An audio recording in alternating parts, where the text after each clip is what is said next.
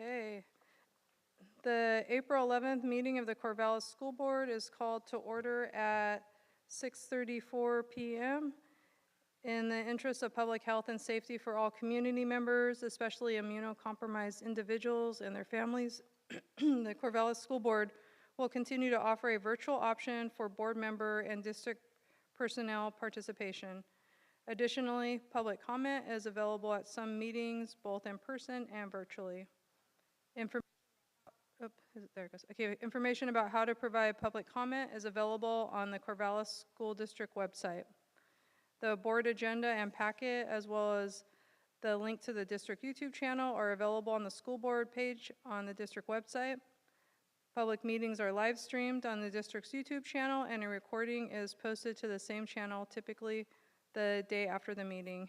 And for roll call, we have Chris, Judah, Sarah, Therese, Sammy, and myself present, and Shauna is excused.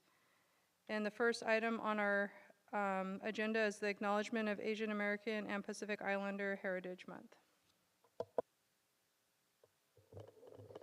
Okay, so Corvallis School District 509J, Acknowledgement of Asian American and Pacific Islander Heritage Month, Resolution Number 220401.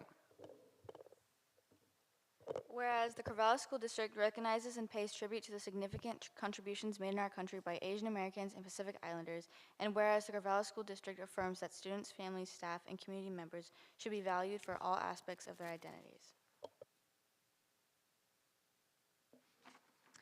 Whereas Asian American and Pacific Islander Heritage Month grew out of efforts of former Capitol Hill staffer Jeannie Ju in the 1970s, and whereas Asian Pacific Heritage Week was first proclaimed by the U.S. House of Representatives in 1977, and whereas Asian American and Pacific Islander Heritage Month has been proclaimed by several states since, and whereas Asian Americans and Pacific Islanders are largely left out of academic discourse, and whereas Oregon proclaimed April as Asian American and Pacific Islander Heritage Month permanently in 2021, and whereas what was then called Asian Pacific Heritage Month was first proclaimed at the national level in 1978, and whereas Asian Americans and Pacific Islanders have contributed to the history and collective future of Corvallis and Benton County, Oregon, and whereas Asian American and Pacific Islander Heritage Month provides an opportunity to continue the district's growth in learning about the many contributions of Asian Americans and Pacific Islanders in the nation, world, and local community, and whereas education is a necessary component for creating a more equitable and anti-racist community, nation, and world, and whereas the Corvallis School District has committed to equity and anti-racism, and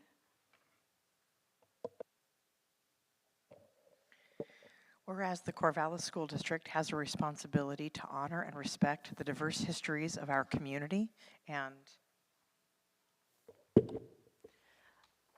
whereas the Corvallis School District believes each and every student must be celebrated and appreciated for the distinctive and vibrant contributions made by sharing cultures, language, ideas, beliefs, and values within a school community. Therefore, be it resolved that the Board of Education of the Corvallis School District does hereby proclaim May 2022, as well as each May annually, as Asian American and Pacific Islander Heritage Month in the district, and strongly encourages students, families, staff, and community members to join in existing local celebrations.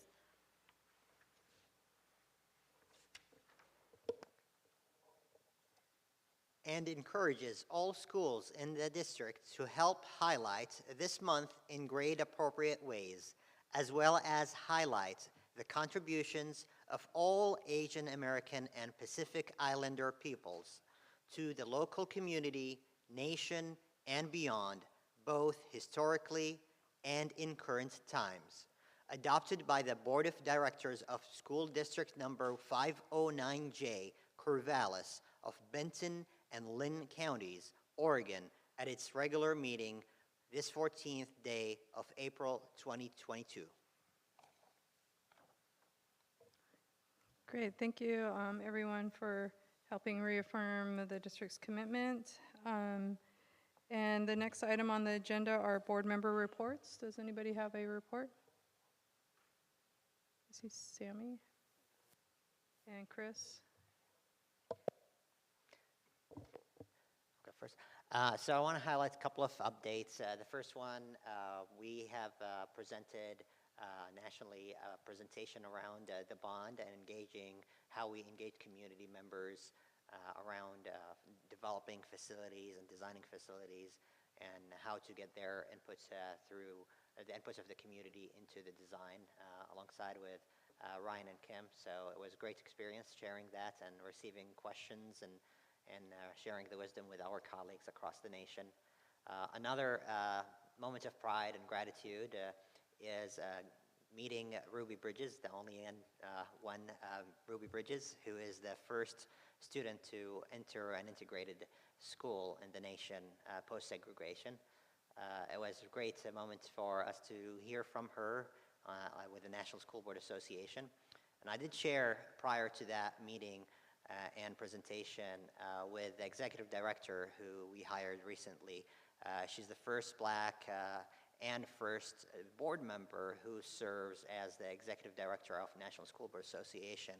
I told her it's not lost on me two things. Number one, we're meeting Ruby Bridges, and it is less than a lifetime, a single lifetime, the journey of integration and fighting the segregation. And it is a reminder for us of the continued fight and how it is not that in the distance past. The second one is that the institution, NSBA, the institution, was on the wrong side of history when Brown versus Board of Education was in front of the Supreme Court. So they did not advocate for Ruby's right to go to school. And it was not lost on me that we're inviting her and having that humility to listen and hear from her. So the first thing the executive director has shared after that when Ruby was on the stage is an apology that is decades long, late, but definitely not too late to recommit our institutions toward justice. The reason I'm sharing this is two things. Number one is our commitment to racial justice and anti-racism as a continued fight. But also it's not lost on me that we are developing and reforming and improving the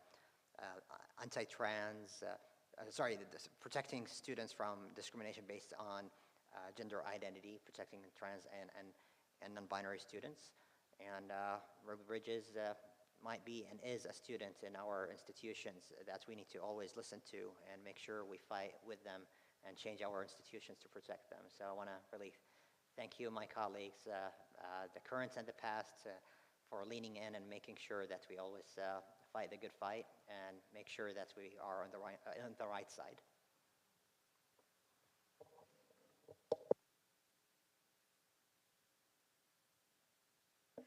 I have several. I got the privilege of attending one of the Golden Apple recipient ceremonies or awards assembly, whatever it was. And that was really exciting to see, and just how much I appreciate the foundation and the way that they celebrate our staff members and acknowledge them. And it was exciting to see. That was the music teacher at Linus Pauling. And I've just kind of let her name slip by all of a sudden. Kathleen, that's right, Smith. So she has worked in our district for many years, and it's just great.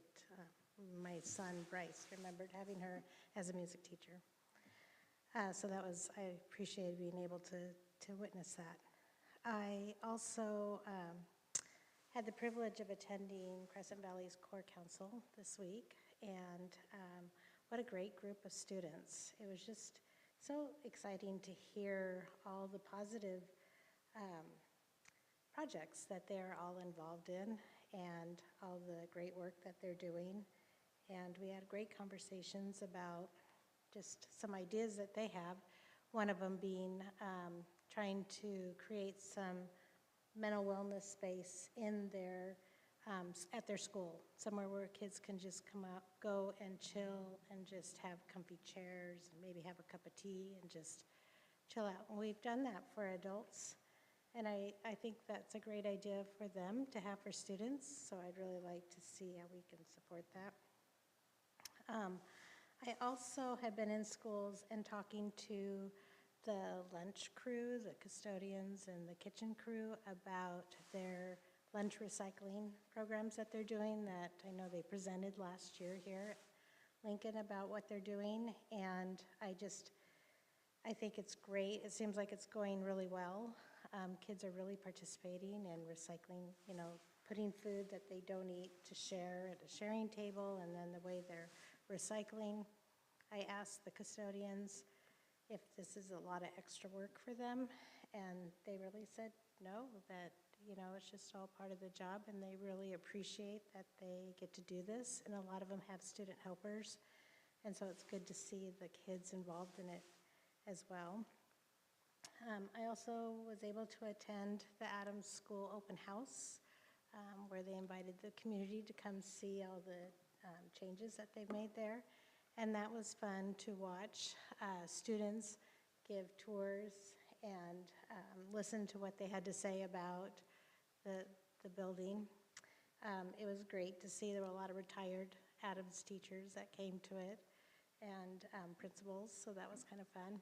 And then it was really nice. I got to talk to a couple of young adults who were students back in the day, and share their stories about what they remembered at Adams and then how excited they are to see the changes. So that was fun to do. So thank you. Thanks, Sammy and Chris. Any other board member reports? I attended the district speech and debate tournament that our students were involved in, and got to sit in on a couple of the competitions, which, as somebody who did not do speech and debate in high school, was really interesting and really impressive. And we have a number of students now going to state, including one of our board representatives, and there were a number of students who'd already qualified because of their performance in earlier meets, and then a number of students who qualified at the meet. So it was really fun to see our students working hard and having success because of their hard work. So it's good. Thanks, Sarah. And I had to look back on my calendar because it's been a little while since we met, and we actually had stuff before spring break. And so there was a little bit of space between. Right before spring break, I attended the DEDI meeting in evening, and you were there too, right? Or no, that was Shauna was at that one. And so me and Shauna were at that meeting, and it was really awesome to be in community with everybody. And then this past Monday, I was at the second Native American Family Night that the New Indian Education Program pre-program that we'll hear about later this evening. So that was really good too. It was awesome. I don't want to report too much on it because I know Marcian's going to report too, but it was really cool to see how community came together with staff and students and worked on some activities together. It was really cool. And just some excitement around upcoming events from the community too. So that was pretty much it for me. And next on the agenda is superintendent's report. All right, thanks. So this is the time of year where we start to have some culminating activities. When you come back from spring break, it's sort of a celebration of how the year has gone. So there's been a couple of things I wanted to highlight. The first one is that last week we had 24 students from Nichidai School in Tokyo come to Crescent Valley, and they stayed with host families. They attended a couple days of school. A lot of them were at the coast. Kim actually had a couple of students stay with her, and so got to see the Oregon coast, got to have some American food, got to experience school at Crescent Valley. It's a program that's been ongoing for over 30 years, but it hadn't happened for a while because of the pandemic, and so it was nice to have that program back up and running. So next year, students will come again and go to Corvallis High School with with a similar program. And then what we talked about during the visit is the possibility of having students from our district head there as part of that reciprocity and in the exchange. So anyhow, that was exciting to have students here and for them to experience school in America. Also, one of the things that's happening right now is in our dual language program at Corvallis High School, seniors are giving presentations. They've done research projects, and they are able to share both their project, but also lead discussion on a lot of really important topics. And I've been able to attend a couple of those, and it's just a great opportunity to see what a dual language program does over a 13-year period of time. So that has been really fun for me to be able to see and be a part of recently.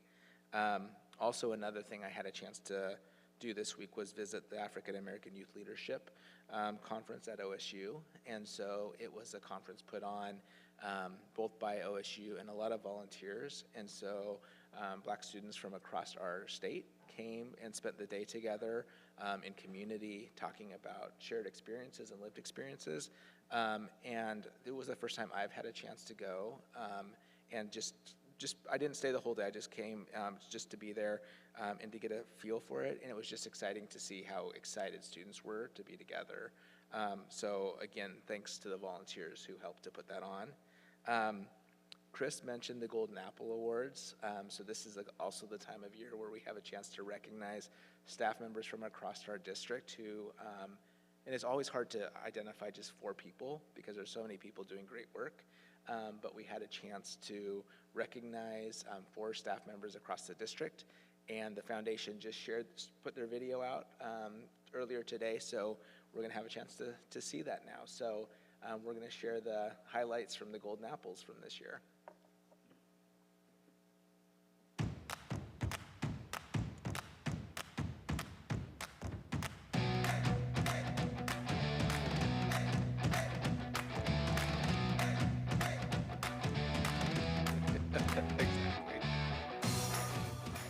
So, Mr. Reynolds is a winner of a really special award called the Golden Apple Award, and we're here to present that to him.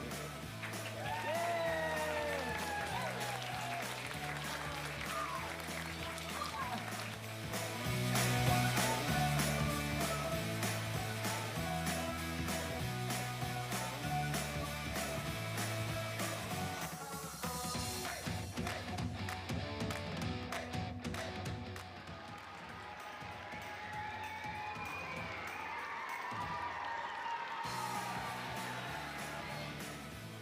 Catherine uses humor and endless patience to bring out the best in her students. She's able to seamlessly accommodate students with different levels of experience, allowing every student to feel important and like a true musician.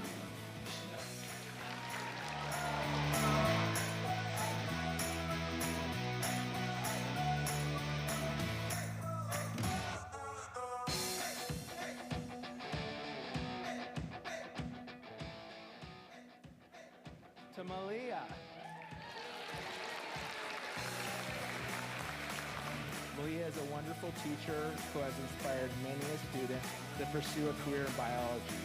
She works tirelessly to create engaging, hands-on activities that kids find to be really fun and educational. And we would like to recognize Malia for all the years she has dedicated to making science really meaningful and interesting to people. So congratulations.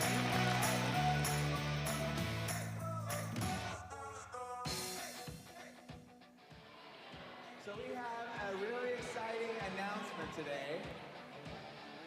They are one of Sheldon Middle School's most valuable resources.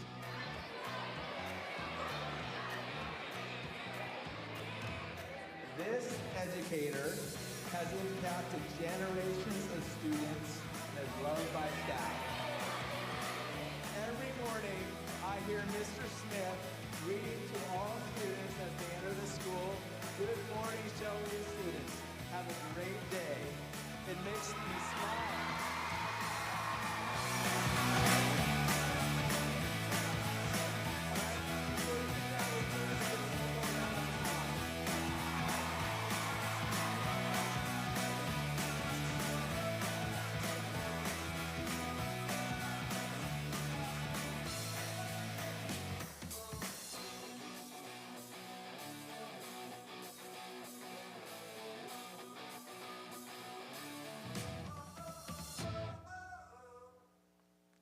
Yeah, so those are exciting to be a part of, and I love the ones where we get to give clues and everybody starts to guess and anticipate who the winner is. And in the case with Tide, the last of the four, his family was there behind him, and he's such a big guy. He and I were shaking hands. I had to turn him around to see his family, who were all there to congratulate him as well. So that was pretty great. And then also, again, thank you to the foundation and to the Pastega family for continuing to sponsor those awards.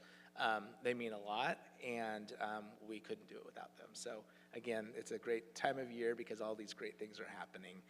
Two other quick announcements. One is that the final open house, Chris talked about the one at Adams. There's one at Mountain View next Tuesday from 6 to 7:30. So if you haven't had a chance to come see the improvements at Mountain View, that's a great opportunity to do that.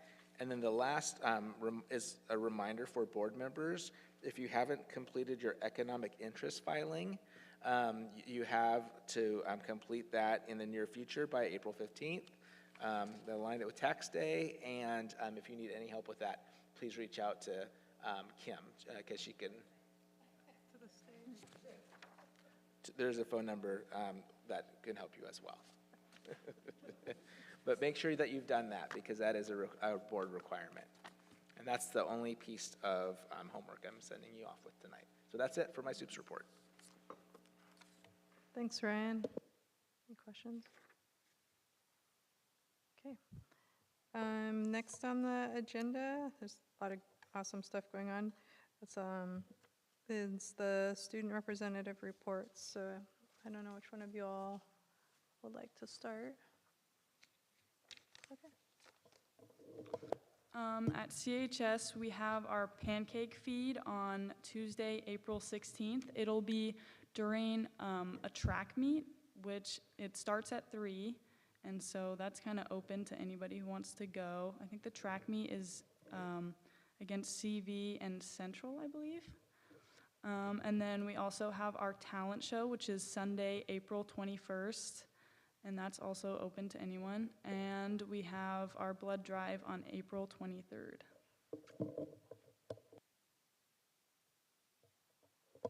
Cool. I guess I could go as well, just because I'm also from CHS, but I wanted to talk more about the parking situation again at CHS. I brought this up at a previous meeting, but I just wanted to say once again that CHS simply does not have enough parking whatsoever. And it results in neighborhood crowding, accidents, kids getting hit in the lot, kids being late to class, kids that might be underclassmen parking in an area that they're not supposed to because that's the only place to park, and kids having to park in staff parking, which, that sort of thing. And I'm not really sure of a simple solution. I don't think there is one, but I'd love to hear the board's thoughts on it. And there's also, it's not just CHS that it's a problem too. I think it's a problem at CV too, because I have a class at CV and I've seen multiple accidents happen this year just from the way that the only way to get to CV for most students is go up the hill in the pass.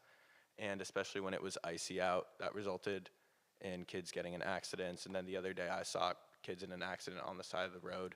And so I think it is a pretty big issue. And I'd like to hear the board's thoughts on it.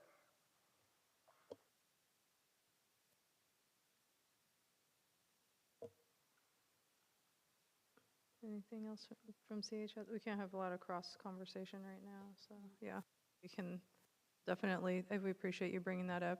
I didn't want you to feel like we were ignoring what you were bringing. Just a reminder of that part. The board can make comments during board comments on that. Thank you. Anything else from CHS? Okay. College Hill or CV? Okay.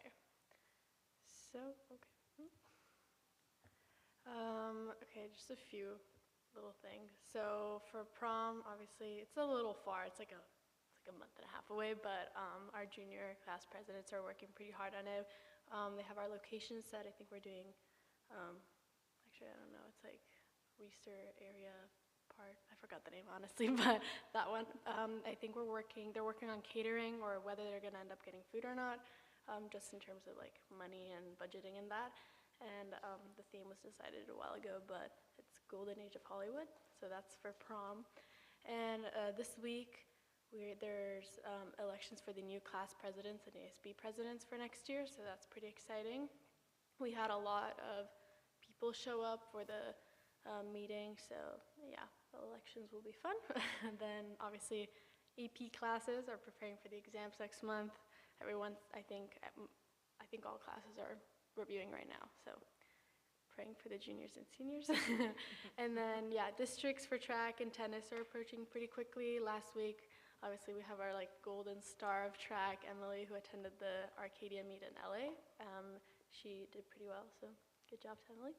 And we have a band concert the 27th, if anybody's interested to attend. Also, yeah, last core council meeting, we had Chris attend, and she had lots of quiet discussions with students and our like less known roles in core council. She talked a lot with our mental health coordinator, Althea, who has been working a lot and kind of like broadening her role. And she's been having this really great idea of kind of making a mental health area at school, which I think would be really great if she could figure out. Like they were thinking in the library or something like that.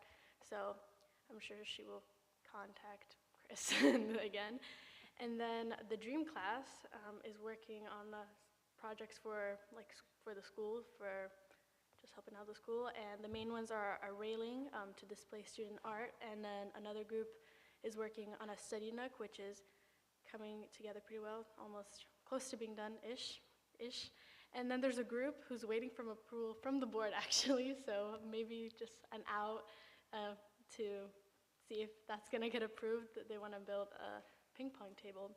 And I think there was like concerns about the structure, but I know they've made a lot of planning on it. So if anybody's interested in getting back to them. So yeah, that's it for the report. Thank you. Tomorrow, a team of superintendents from around the state will be visiting College Hill to see what can be done in the field of alternative education when you put incredible students together with a great team of staff. We're eager to show them examples of giving students ownership of their own learning, of helping students to identify and build on their strengths, and to highlight elements of project-based learning that we engage in at College Hill. It's planting season on the urban farm. They're now planting a ton of early spring crops in both the horticulture garden and on the urban farm plot. It's exciting to see the students back outside, working with their hands, building their confidence, and learning about nature and science. And also, our chickens are laying eggs like crazy again. So feel free to contact your retailer if you're interested in farm fresh free-range eggs. Also going on at College Hill is next Tuesday, College Hill will host a representative from Samaritan Health Services speaking with our students about all the various careers available to students with one of our community's largest employers. She'll be speaking about what students can do today to concretely prepare themselves for success in the many fields involved in medicine today.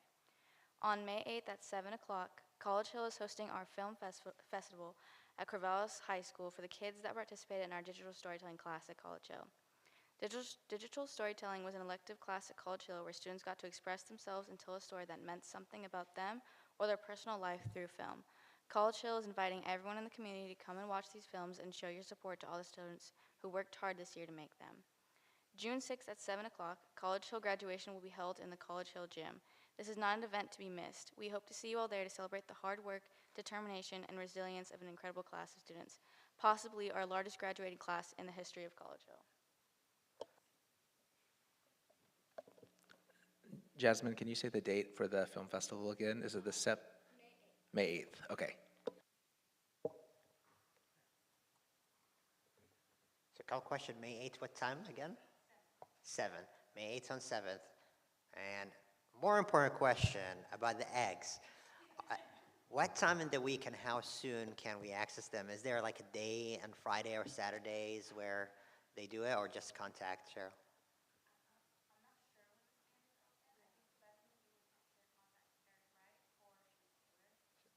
Can you turn your mic on? Thank you. So sorry. I'm not sure when our urban farm stand is open. The best thing to do is contact our principal, Eric Wright, or our horticulture teacher and the urban farm teacher, Cherie Taylor. She could probably get out to you more since she has the chickens. Thank you. Yes. We'll get the information from Eric and make sure the board members get it. Yeah. Thanks you all for your reports and keeping us informed. The next on the agenda is public comment. And we will now open the public comment period. We value the lived experiences of students, families, staff, and community, and welcome public comment as a necessary and important part of the work of the district and board. Do we have public comment, Kim? Okay. I'm going to read the guidelines, and then we'll start calling folk up. The complete guidelines for public comment are available on the registration table at the back of the gym and on the board's website. I will share a few important points now. When it is your turn to speak, please come forward, have a seat, and direct your comments to the board. Speakers may offer objective criticism of district operations and programs, but the board will not hear complaints concerning individual district personnel. As a reminder, you will have 3 minutes to make your comments. I will alert you when you have 30 seconds left and when your time is up. So when you come up, press the button and this will turn green and the mic will be on for you also if we can hear you. And the lights are on the little black box right there. It'll be green. Yellow is when you have 30 seconds left. So I kind of wave at you because it's hard to interrupt you because it takes away from your time. And then the red is when the time's up, and I do have to let you know the time's up at that time. Following your comments, the board will have 3 minutes to ask clarifying questions, but are not able to engage in conversation. If board members would like to revisit a topic or issue brought up during public comment, they may do so at the appropriate time in the agenda. And that part is a little bit hard because we like to talk with community members, but we can't have the cross conversation, sort of like we just demonstrated with the students. And before you start your comments, please state your name for the record and state whether you reside within the school district boundary. Okay, so we can go ahead and call the first person up.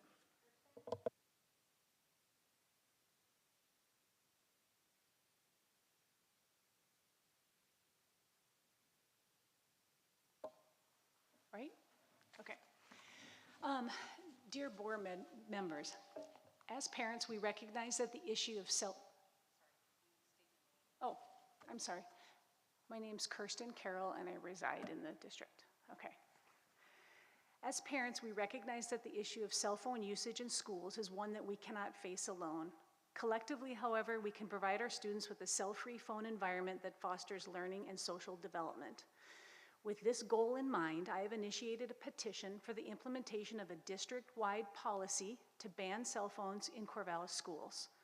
While individual schools may have their own policy, a district-wide policy would ensure consistency, implementation, and enforcement across all educational institutions in our district. And so I started this only 2 weeks ago, and I have 99 parents that have signed the petition that I will leave with you guys. Over the past year, I have witnessed firsthand the disruptive effects of cell phone usage in the learning environments in our schools. I have worked as a substitute teacher in K through 12, and I primarily see the disruptive behavior in the high schools. I firmly believe that addressing this issue is crucial for the academic and social well-being of our students. So I propose that Corvallis School District implement a comprehensive policy to ban cell phones during the entire school day, including breaks and lunchtime. Phones are a distraction. There's plenty of research to support this as well. There is a research study by Melissa and David, I have the references here, that has demonstrated that removing cell phones before class can improve students' mindfulness and comprehension levels, also reduces anxiety. According to a report, recent report 2023 by UNESCO, they state that students can lose up to 20 minutes of focus on the task at hand after being distracted by a mobile phone, and that will significantly affect their learning outcomes. A 2023 report from the Common Sense Media tracked 200 young people with Android phones, and they found that the participants typically received 237 cell phone notifications during the day, and about 1/4 of them during school hours. And then you go back to what UNESCO said, that they lose 20 minutes of focus for each time. And probably the most disturbing is that cell phone distraction will affect the lowest performing students. And coming off the pandemic, we already have a loss of learning that's happened. And if they continue to be distracted, these lower performing students are going to be even more learning that's lost. There is legislative precedent that is happening. States like Indiana, Kentucky, Wichita have done legislation. 2024 in Indiana, legislation was passed that bans any portable wireless device from district schools, including charter schools. This legislation is slated to take effect in July, and it was, in what they have done is they made the policy, and they're leaving the implementation up to the school boards to figure out over the summer. Kirsten, your time's running out. My time's already up? Yeah, it goes really fast. Wow, I didn't know that. Okay. Yeah. Well, Any questions from the board or student reps? Do you have one too? And Liam has one too. Liam, you go first. So under this petition, what would be the enforcement for, like, let's say high school students have, like, they don't have a period of a class one day? Right. So what we would recommend is that there be a working group that forms of administrators, students, and teachers to figure out the logistics of how that might happen. And I think what I personally think probably the best scenario would be to get the phones out of the classrooms, either in lockers or something. But we also have to applaud Linus Pauling and all of the progress that they made, and they simply have their students turn off their phones, and they are not allowed to be seen at all during the day. And Linus Pauling has shown significant success in their cell phone-free policy this year. But I would leave it up to teachers and administrators and students to figure out the logistics on how to have that done in each individual school. Judah, we got a couple, like 2 minutes left. Would you be able to finish, well, if people, Zoe, did you have a question? Would you be able to leave the citations that you had Absolutely. provided? Thank you. Yep. Go ahead, Zoe. I just want, so you said also breaks and lunch, you think phones shouldn't be allowed? Yeah, the phones are a distraction not only to learning, but to socially, for the students socially interacting with each other. And I think without the phones, you're going to have the students interacting more, talking more.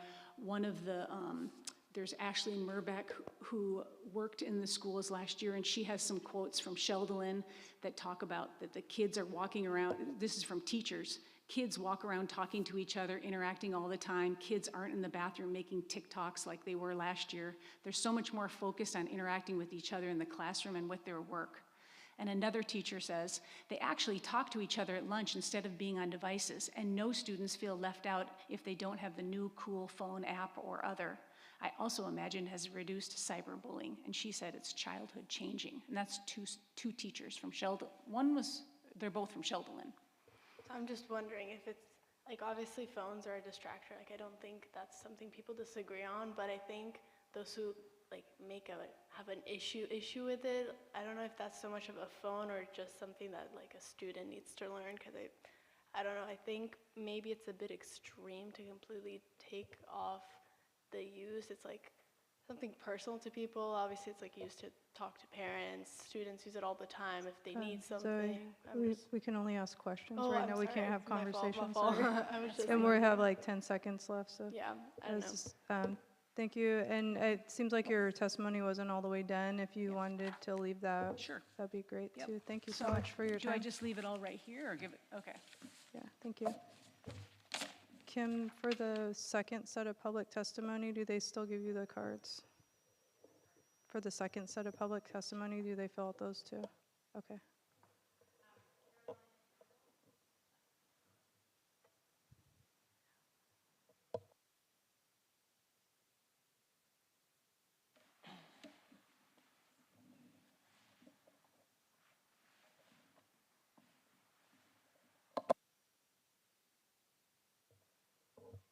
You gotta turn the green light on.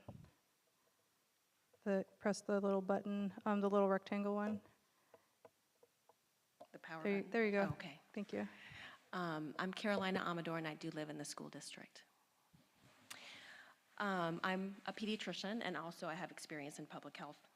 I'm here to speak about children and adolescents and the impact of phone use at school. We know that middle school students spend an average of 5 hours a day on social media.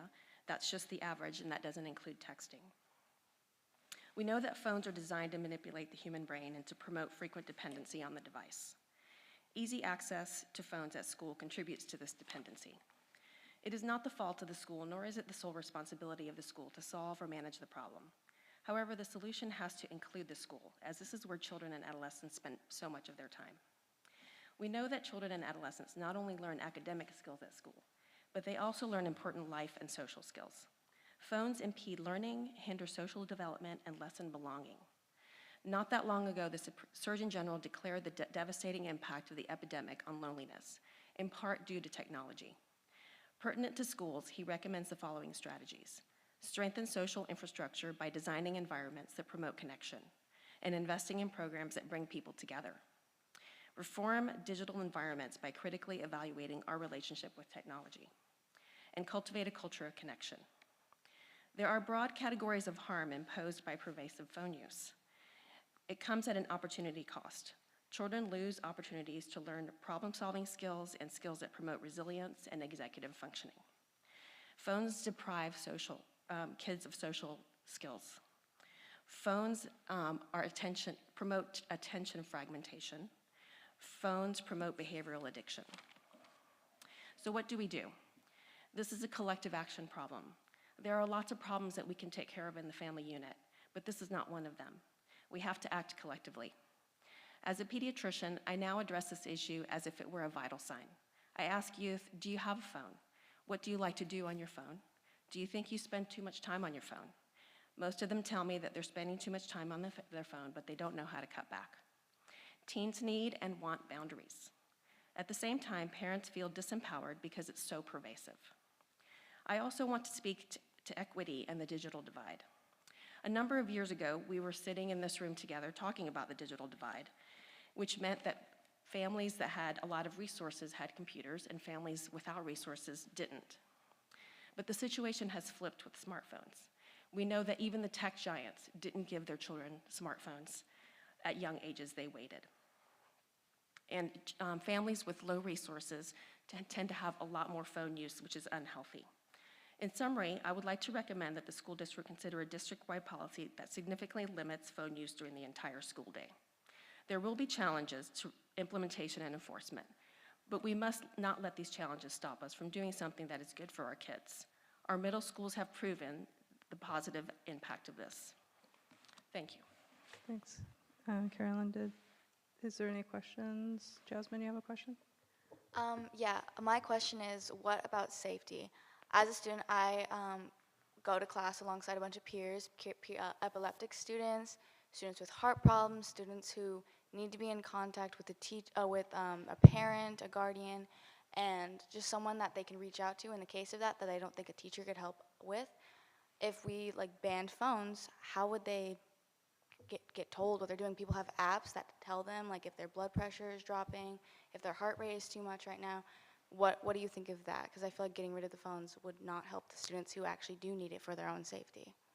There are situations where a phone could be necessary, and I think this is something that a work group could, talk about. And it doesn't mean that a child that definitely needs a phone can't have one. It just means that perhaps there's an action that needs to be taken for the child to have access to the phone. Zoe? I have a question.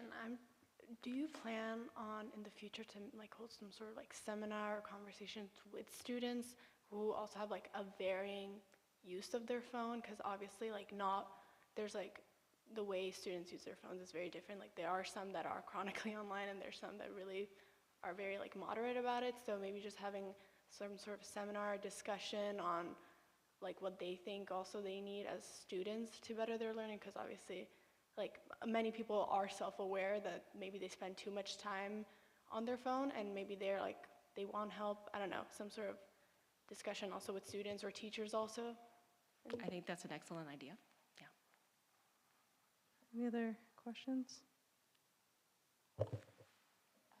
Another thing, what about students who have a lot more responsibility than other students around them? At College Hill, we are run basically on responsibility. A lot of the reason students are there is because sometimes parents aren't in the picture and they're running more of the household than others. What about students that need to leave the room more often to answer a phone call, to check if their siblings are okay, check if the house is okay? Would that wouldn't be able to happen if phones weren't away. I get it, lowering that, like not having the phones can maybe alter that, but I mean, there are students that we talked about a long time ago that do go back and forth of trying to handle being an adult while also being in school. So what is your kind of idea on that? Well, an example of that could be that the student just simply has to go to the office and say, I need to use my phone. And the office maybe doesn't even need to ask why, but then, so then the child has learned a social skill and a problem-solving skill to get to what they need. We got about 18 seconds. Can you ask it that fast? And Judah Yeah, has a sure. So request. you talk a lot about middle schoolers and how it's benefited middle schools, but do you have any data or any personal opinions or any, sources on how this has benefited high schoolers? There have been many high schools across the nation that have implemented this in various forms. And we can certainly provide those resources to the board. Judah, did you have a real quick request Just of real quick information request. to leave? I am a huge nerd, so for the citations that were provided, if you'd be willing to provide those to the board. Thank you. Thank you. And that's the end of our question part with that. Thank you, Carolyn, for coming in. How many more? Is there? Okay. Okay. Hearing no further comments, the public comment period is now closed. Thank you all for coming in and providing testimony on that part. The next item on the agenda is the Title VI Indian Education Grant Application, and Marcianne has a short presentation she has a presentation for us. Kim, can you turn off that mic so there's not two going? Or Marcianne, can you turn that? Can somebody turn it off? Thank you.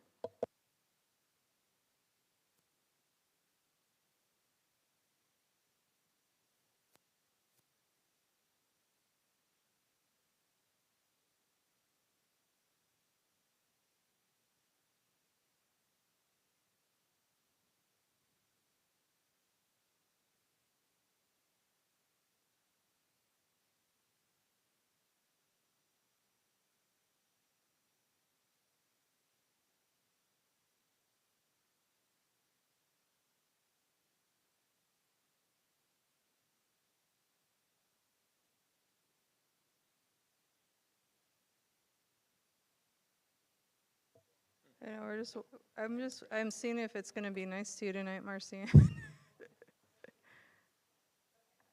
I think it worked.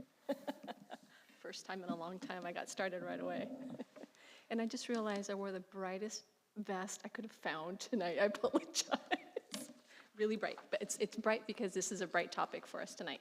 So good evening, everybody. My name is Marcianne Rivero-Cucina. I'm the ELL and Equity Coordinator for this Corvallis School District. And I'm just super, super excited and thrilled to be able to be speaking with you tonight about something that is dear to our hearts, and that is the application of the Title VI Indian Education Grant. So tonight I'm going to provide some information on where we are with the grant application, as well as share some pictures from some recent events, because I believe that pictures are worth 1,000 words. So we're going to go through this fairly quickly, but I just want to give everybody an update as to where we are tonight. Sound good? All right. And before I start, I do want to also send great gratitude to you, Dr. Lahui White-Bear, for your advocacy, for your partnership, for your patience, and for your guidance. We wouldn't be doing this without your support and your leadership, so thank you. Okay, all right. So the grant the objective of the grant is to strengthen our support for the unique cultural, language, and educational needs of our current and future Native students. So tonight I'm going to give you a timeline of what we've done so far and some of the meaningful activities that we have done as a district since we started applying for this grant. So the meaningful activities that we have done is we have done two Native community gatherings, one on January 31st and the one on Monday, which Lou talked about. We have gathered community feedback at these events, so I'll be sharing a little bit of the feedback. We have also engaged in meaningful collaboration with some local tribe leaders, as well as we're starting to establish our first ever Indian Parent Committee. Oh, and before I move on, the picture on the right, I did want to say that that was taken as a picture of students and families having a meal together at our Monday event that we had, and we had Sabor, who was gracious enough to provide some really delicious food. The Native Community Gatherings purpose has been a wonderful event for the community, but the purpose of the community events have been to create a space for community trust building, to provide Title VI grant information, and also to assess the needs and supports that the community is asking for. And so the picture that you see there on the right is the planning committee. So Dr. Lahuya Whitebear, Christy Jones, Julia Bluearm, who's one of our CSD teachers, myself, and Elena Chavarria Correa, who's right over there. And we have worked together to create these evenings. All right. So at our first event on January 31st, we had focus groups, and those were led by Dr. Lahuya Whitebear, Christy Jones, and Julia Bluearm, and we broke up into 3 groups, and we asked them a couple of questions. And one of the first questions that we asked the community is, what would make your family feel more connected and supported in our school district? And this is the themes that came up in that during that night. They said acknowledgement, representation, education about Native identity, resources to connect with tribes, ethnic studies, and indigenous studies. And they also shared that they wanted opportunities for students, Native students, to be together more often, so affinity spaces. And I'll never forget that night, there was a very special moment where there was a student, I think he was a 12th grader, and he came in, and the focus groups were already underway, and he saw all the students, and he immediately went and sat down with a group of high school students. And I remember talking to the mother, and she had tears in her eyes because she said this was the first time in the 12, 13 years that her son had been in our system that he had been in community with other Native students. So it was very meaningful, not only for the students, but also for the parents. Next this was the second question we asked them, and that was, what topics would you like to see at future gatherings?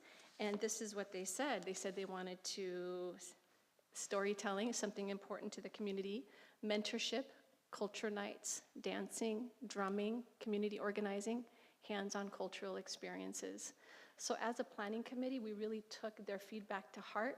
And so the evening that we had this past Monday, we had the honor of having 2 bead artists come and teach beading for the community. And so the picture that you see on the right, that is Bella Christensen, and she is Miss Celeste. And so she came and taught the students and the families how to make these really beautiful buttons.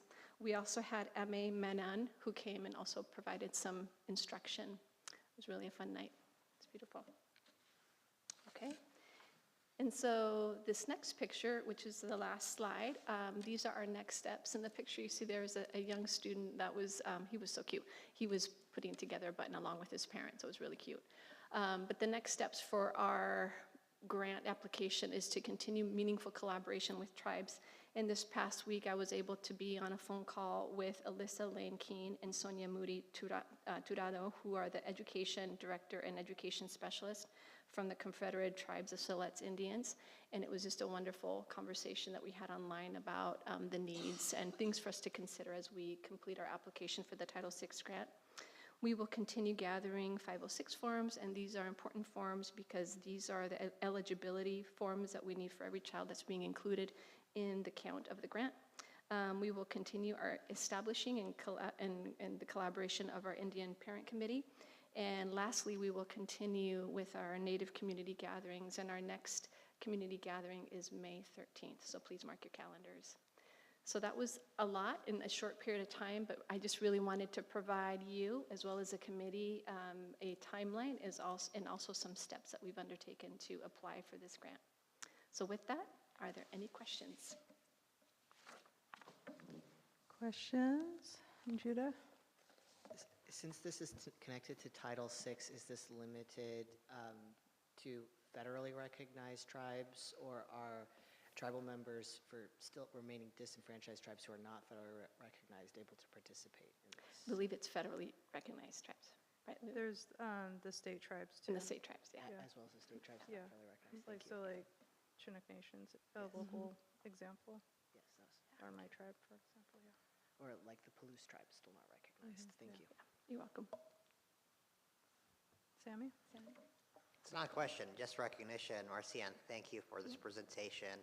And first and foremost, your leadership is phenomenal, and I want to appreciate it, acknowledge your initiatives throughout the years.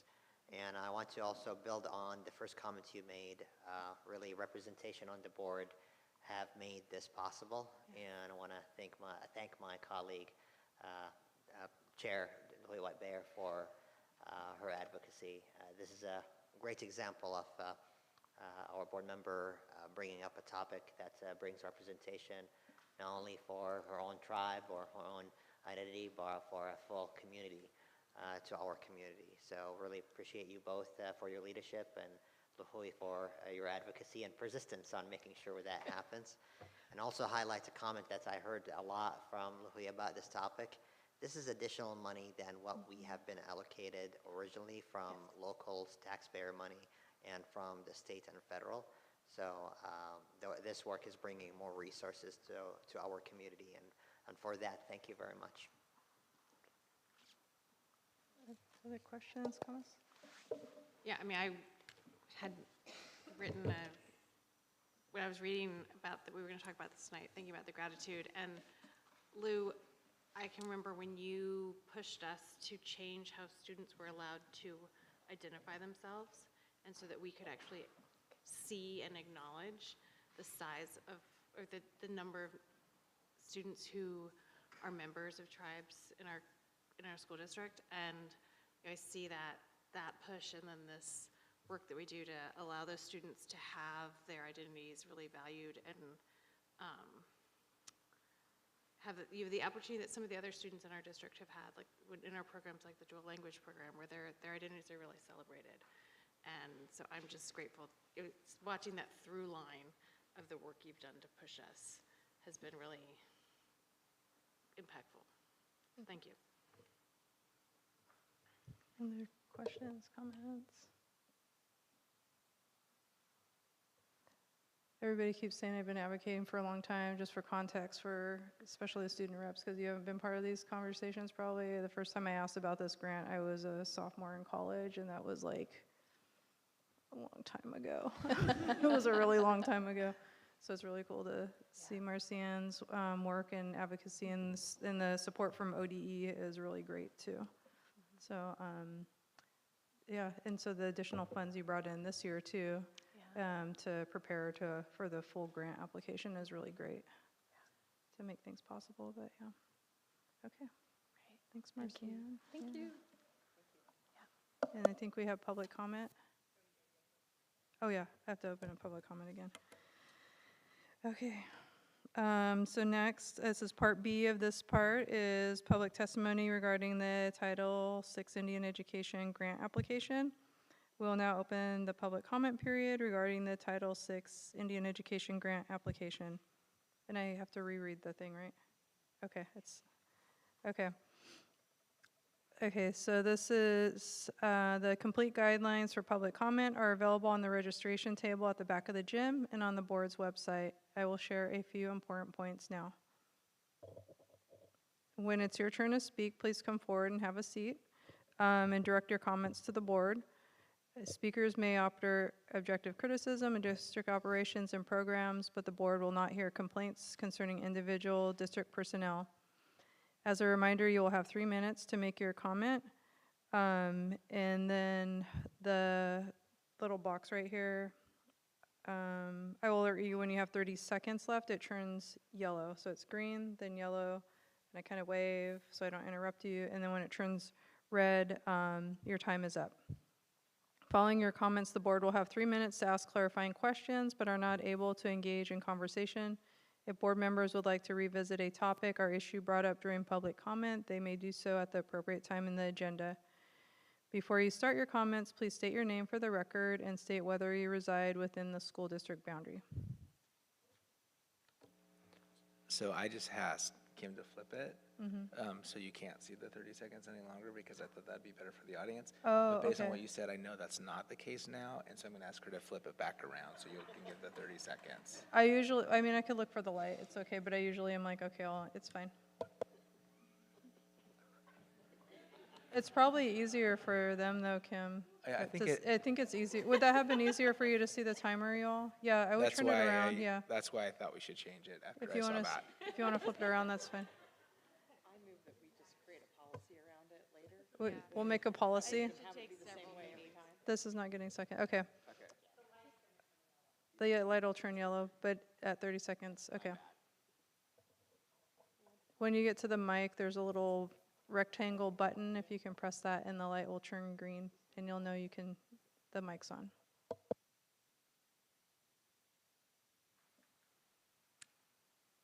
Is it on? Okay. Hello, board. My name is Starbear Lincoln, and I'm here to talk about the Indian Education Program. I believe there should be an Indian Education Program because it would prove beneficial for future students. Being a Native student at the Corvallis School District has proven a tad bit difficult when it comes to understanding Native people and culture. I do not have anyone to back me up when I see something targeting us. And every year I feel as if I come across something that has targeted Native people. For example, in 7th grade, when my teacher called Columbus a hero, and in my junior year when I was reading an assignment and it said the word savages when referring to Native people. And when I said something about it, my teachers did not really take in how hurtful those words are to me and my people. I feel as if I did not have anyone to go to that could relate to the extremities of these incidents at the school. Also, I do not feel as if anyone at my school can understand my cultures and the things that we have to do when it comes to ceremonies. Exemplifying this, in 2021, my grandpa passed away and we had to go through a series of ceremonies and be there for family, which took about 2 weeks. Although this was happening, none of my teachers didn't really understand why I could not do my work. But I feel like if I had someone that relates to our practices, it would have helped. I know I'm not the only one that feels this way, and I wish I could have experienced this program while I was still in school. It is not too late for change, and I do not want our people to be undermined and feel as if there is no community, as this has gone on for generations. I wish I could have talked to and related to more people with my culture, as I've seen other ethnic and other race groups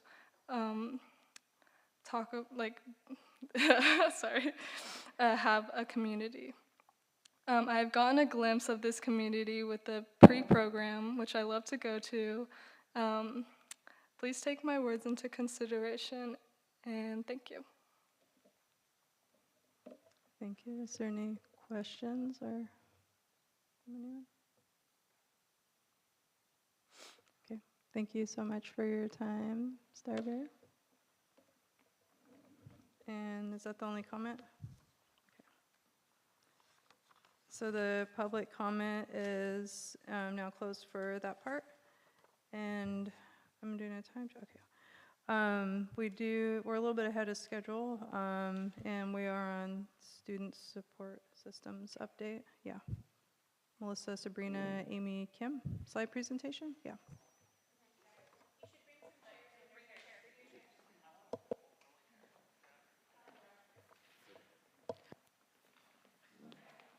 Let's go ahead and take a 5-minute break then, so they can get set up.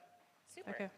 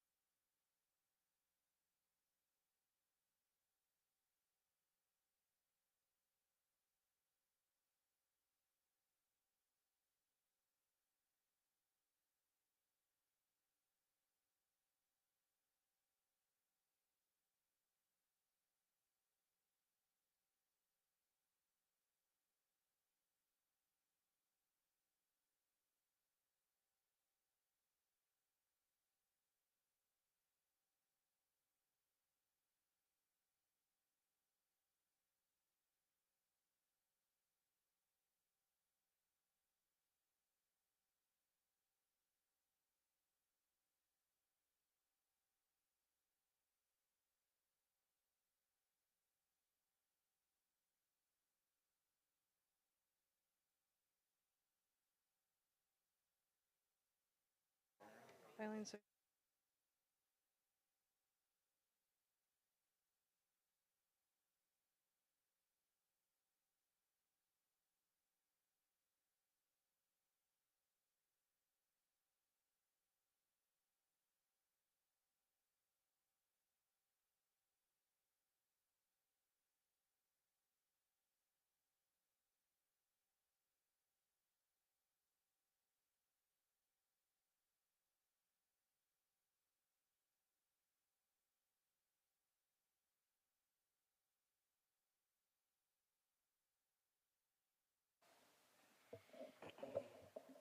Okay. all right. Do you have to call it back to order? So we're back. Yes, I do. Yes, we are back. Thank you. And again, we're on the student support systems update. And also just wanted to point out to student reps that it's 7:45, and this report may go past 8, but if you need to leave, we understand at 8, or you can stay past 8. Okay, go ahead and get started. Great, thanks. We're glad that you're here. I want to take a second to introduce this awesome team of people that we've drug out on a Thursday night to the board meeting. I'm assuming it was their first choice, and I'm assuming they would have come anyway, but we formalized that for them. At the very end, we have 2 people from Bessie Coleman, which is Susan Reeves and Tracy Fisher. And then we have Stephanie and Angie, who are here from Sheldon, and then you know us. And this is Byron and Tara, who are here from Mountain View, and they're here to participate in our presentation tonight and join in some of our discussion. So we're excited to have them, and I'm sure almost as excited as they are to be here. I'm confident, in fact. Okay, so we wanted to start out a little bit talking about some of the work that has happened over this past year as we kind of made a transition away from kind of different systems that were happening in really individual schools around support for students, and particularly when we think about student behavior. A year ago, we were here in front of you having conversations about implementing a more consistent and rigorous DEAN program in our schools, and in that time, lots of really good work has happened, and it seemed like it was a good time to come back to you and talk a little bit about the work that we've done and how then that's showed up in these 3 different schools where we have staff on the ground doing that. So I think the place to start that makes sense is some of the work that Melissa and I did over this past year at kind of a global level that has to do with guidance that we put in place that is K-12 guidance around student support systems. I've used a lot of words to stall while she's fixing the slideshow, which is useful for us thinking about the DBG. We created a district behavior guidance that looked at what used to be considered like serious incidents, right? Like when we think about more significant student behavior. And we put a guidance in place. We met with teams all last year from all levels to put guidance in place that would be K-12 instead of kind of different places. We had a serious incident response document before, and then this year we put it into a handbook that also captures a bunch of other things that are related to student behavior and systems that we want to build to put into place. The main purpose of that was to get away from kind of sporadic implementation and different systems in different spaces doing different things and have one kind of collective response K-12. It's up. Introductions, overview. Here's your DBG. Got us all the way there. Way to go, partner. Thank you. It took a while. Something got stuck in the cyberspace. As Sabrina was explaining, we did have a serious incident document prior to this school year, but we decided to take a better look at our processes and create this district behavior guidelines. Sabrina brought together admin from all levels, and we talked specifically about what happens in your building when these particular incidents take place. So you're only seeing snaps of that district behavior guidelines document. But what I think is really important, I did miss it if you said this, but Sabrina and I did, we did back-to-back shows on the first day for teachers and staff back to school, and spent almost 30 to 40 minutes describing the district behavior guidelines to every single staff member at the CHS Welcome Back event. And that was part of our commitment to staff so that there is that feeling of transparency is real. It's not just, we made this document, here here go and look at it. Sabrina and I talked about each of these sections as we went through. We put examples up of what we're talking about when it comes to responses to serious incidents. What you're seeing up here is a sample of a guidance page. Again, remembering that this is a document that's made for staff, and in particular, it's how our principals and deans respond to serious incidents.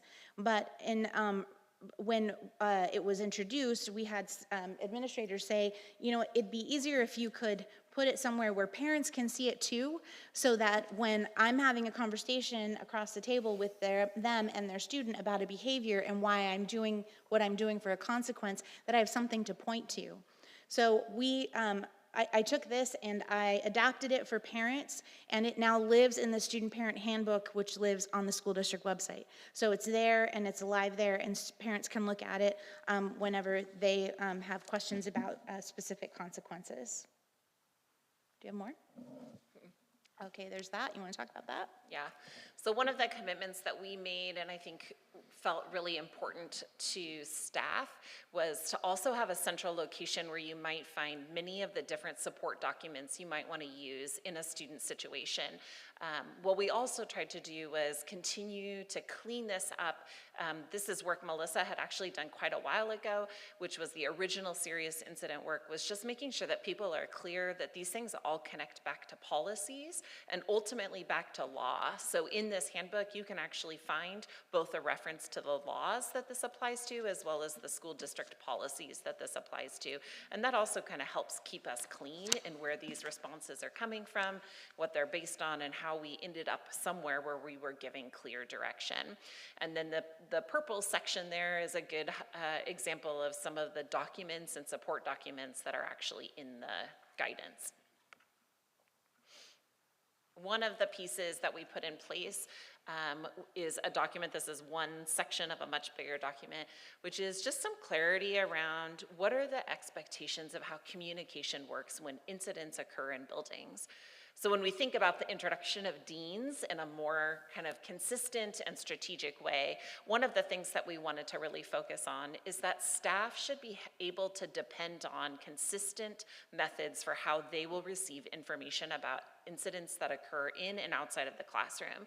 So thinking about, we tend to have kind of singular response methods to things. A student has an incident in a classroom, a teacher might get talked to, but that's pretty uncommon. The reality is lots of things happen all over the school and lots of people see or are impacted by that, but it's not always been clear about how would I as a staff member know and understand what the response was and what was the follow-up. And so we did some work to put in place some clear checklists that relate to those kinds of incidents and where they happen and who might be notified and what might that look like.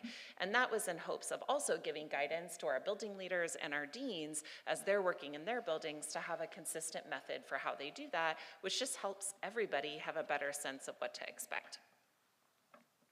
You can stay there. All right. So next, we have all that, and I think like both Sabrina and Melissa said, that just sharing a document and starting at the beginning of the year is a piece of this, but our intention as an administrative team was to work on building collective efficacy through our entire district at all the levels, at all the elementary schools, and at the middle schools, and at the high school.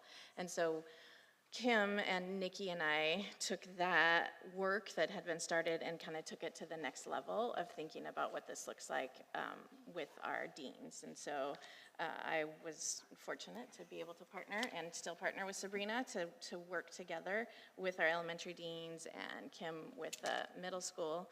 And one of the examples that we have is a book that our whole team is reading together, and it's a super practical book. It's an easy to read book. It gets good conversation started, and we are just building together our strength and our understanding and deepening our support for students.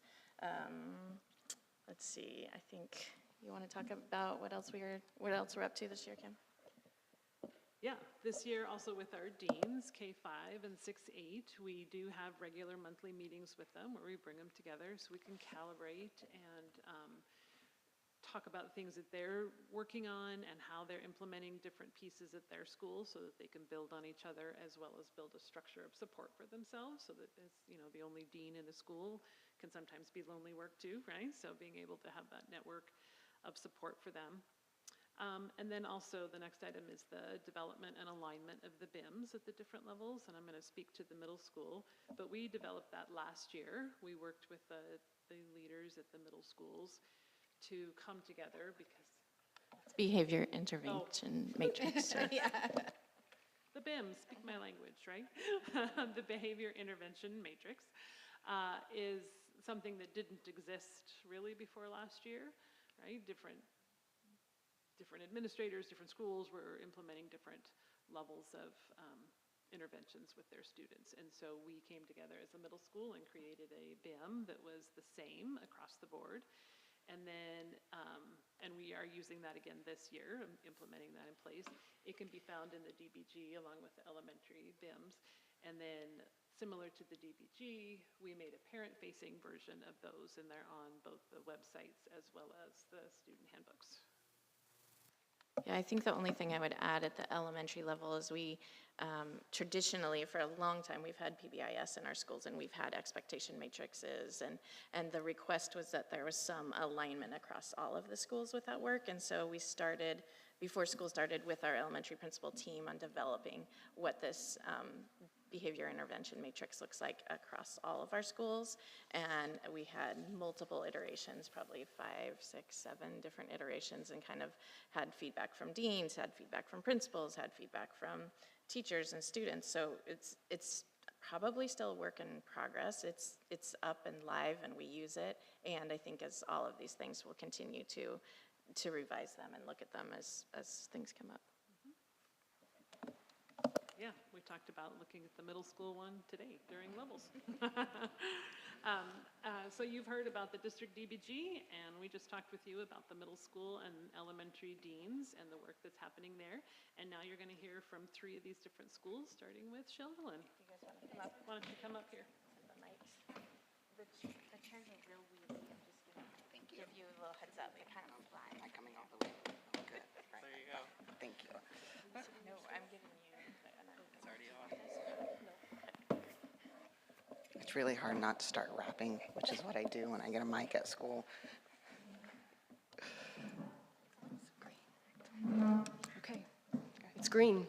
Hi, I'm Stephanie Seals. I'm the principal over at Sheldon Middle School. It's nice to see everybody again. And this is my esteemed Dean of Students, Angie Legue.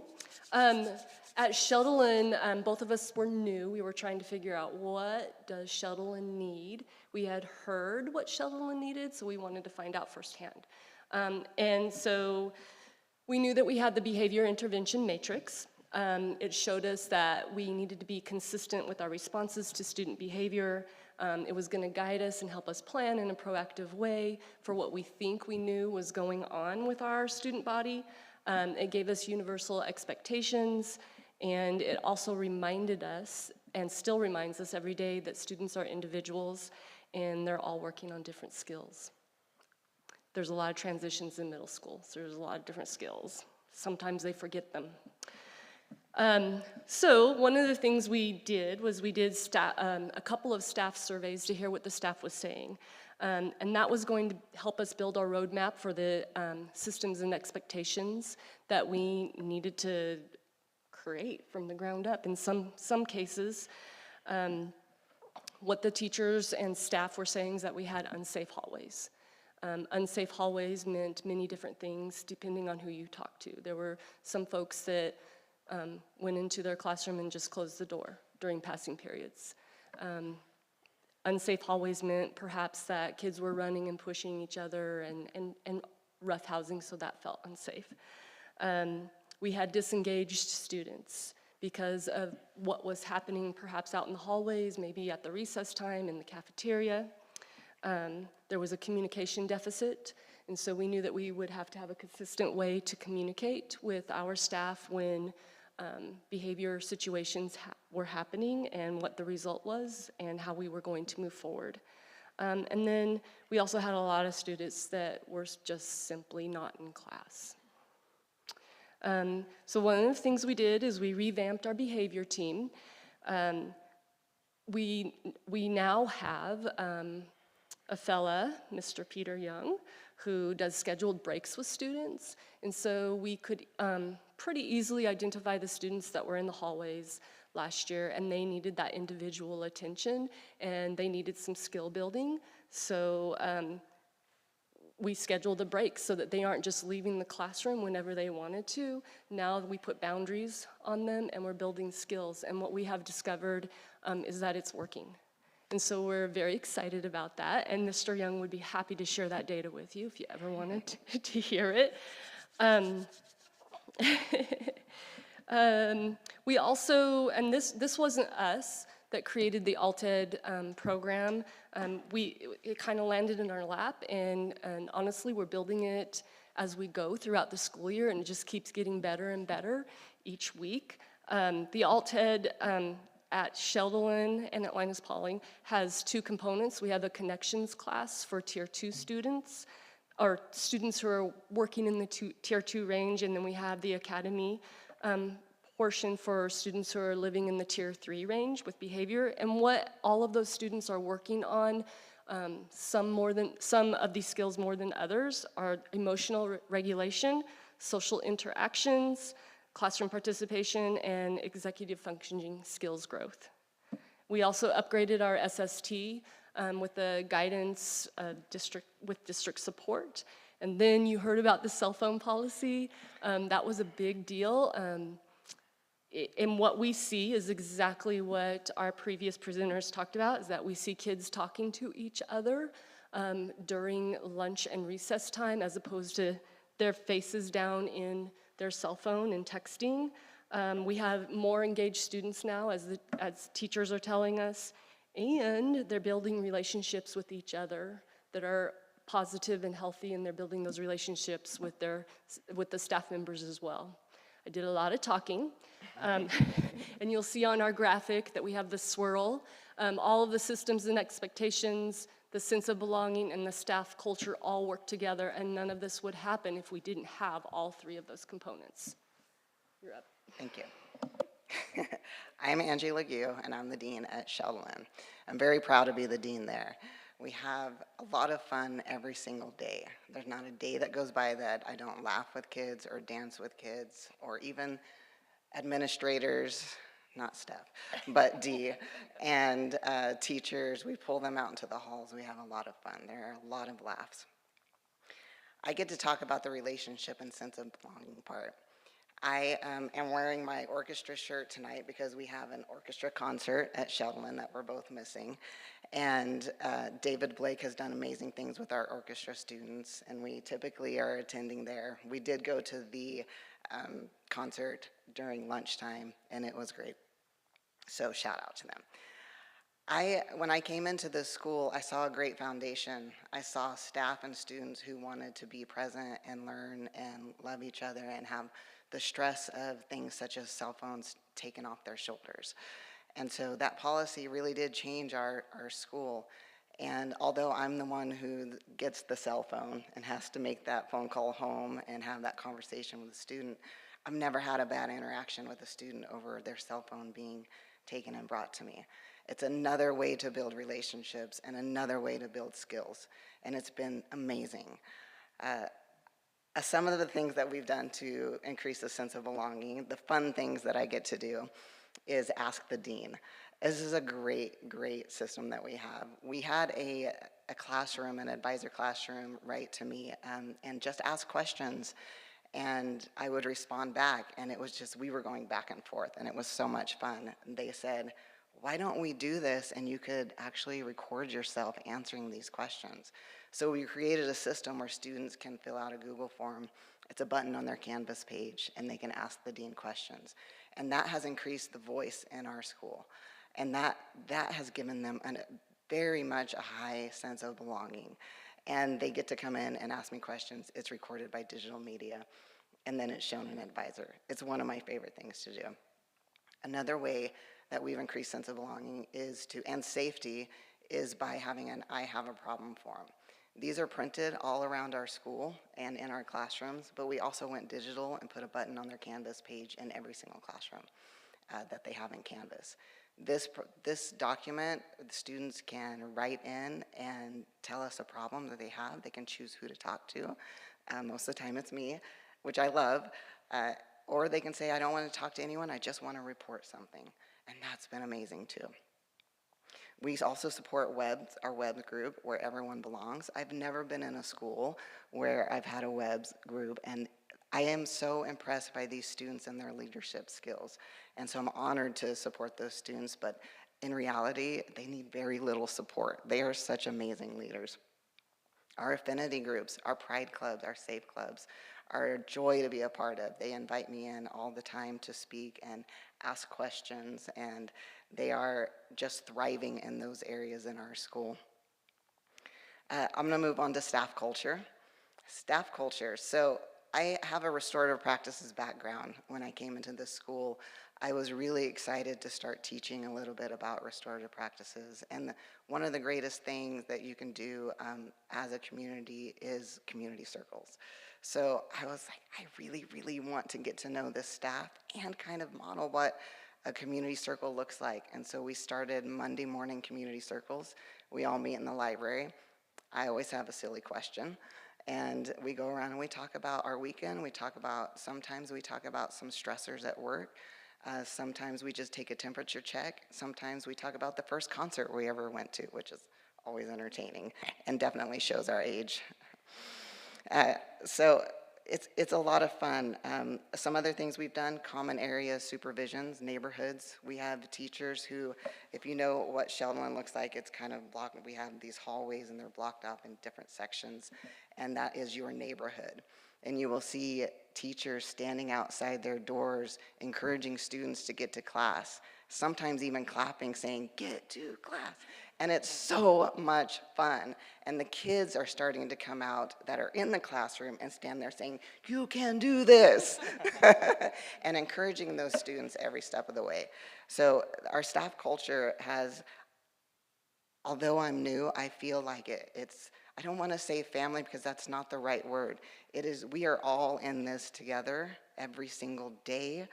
And we lean on each other, and we talk to each other every day. We stop and check in, and it really this year has just been an amazing opportunity for me to look at what was there and then just grow. And it's been an honor. It really has. That's all.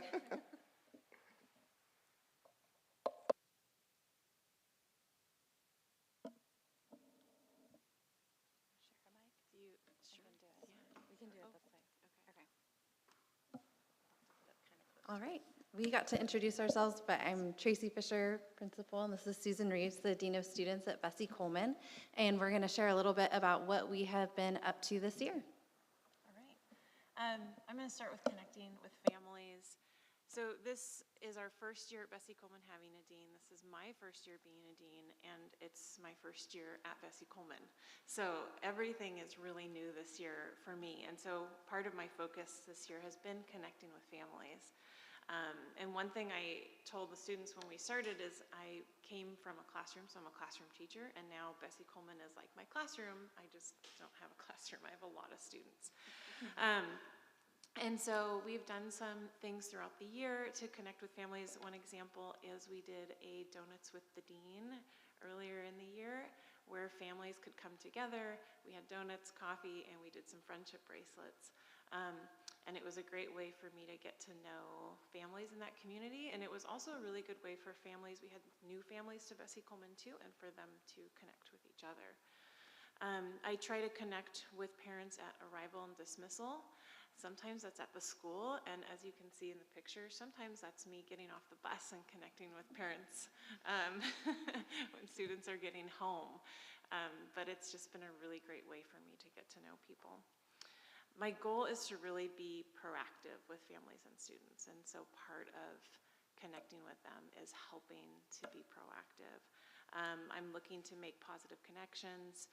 I'm looking to connect with families outside of school. I've been to soccer games of families, science nights, and other activities. When we had some students apply for the YA grant this year through the foundation, I actually was connecting with families that way also, and just making sure that the families knew what their kids were applying for and how they could help. And so that was a really fun experience as well. Another area of focus has just been on the school-wide green zone. And so when we think about that, our goal really is for really strong universal support for each student. But what I really see with the role of the dean as well is that support for staff. And so that can be just having a thought partner sometimes. It can be someone to give ideas and coaching as we're thinking about just those school-wide supports. One way that shows up is through teaching school-wide expectations. At the beginning of the year, that was expectation stations so that everyone has an understanding of the different routines and areas of the school and what is expected in those areas. We have different school-wide focuses throughout the year, so as we hear things from students or staff that are coming up that might need some reminders, or just it's time to review different areas, Susan will share out some information and resources with staff so that we can all do that together. And it's just also helped with common language so that we're all recognizing and reinforcing things in a similar way to help students learn those expectations as well. At elementary, we have Caring School Community, which is our Tier 1 social emotional learning curriculum, and that's been another way that our Dean of Students has been able to support classroom teachers. So this might be with coming up with additional topics for class meetings. It can be things that we're seeing again coming up in school that are relevant, or things that are timely, like returning from vacations and how to come back together as a community after that time. We also have monthly focus, so you can see like empathy was one of them in the pictures, and so how do we teach that skill? How do we recognize that skill? Collaboration, integrity, inclusion, and have different monthly themes as well. And then another way that we've had this school-wide community effort is around anti-bullying, and we see the Dean of Students being really important in that as well, as our entire staff. So we have bullying prevention lessons that are taught in every classroom in the fall by our school counselor. And then there's follow-up and resources provided as needed by our counselor and our Dean of Students.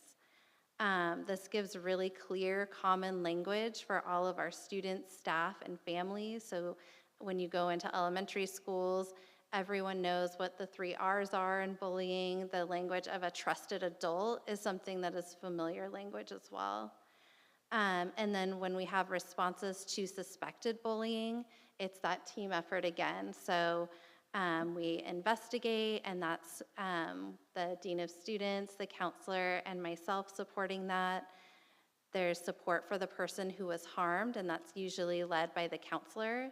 There's follow-up with the student who caused harm, and that's usually led by our Dean of Students.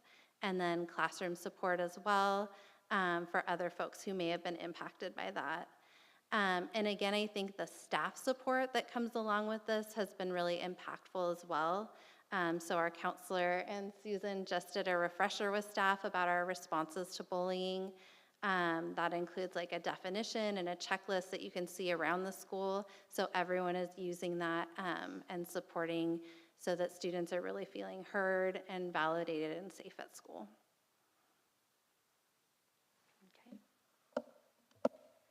Before you get started, Kim, can you add a few more minutes on to the time?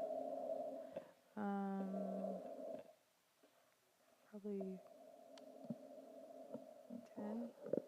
10 minutes, yeah. Good news, we'll be shorter. Go ahead. Hi, I'm Tara Straub. I'm the Dean of Students at Mountain View. I'm Byron Bethers, the principal at Mountain View. And this is my 3rd year as the Dean at Mountain View, and it was so great to hear everything that people were sharing, because I was like, oh, cross that off, they talked about that, cross that off, because this work is being done at all of our schools now. When I was one of the first deans, and somebody mentioned earlier that that's lonely work, and it was, and it's not anymore.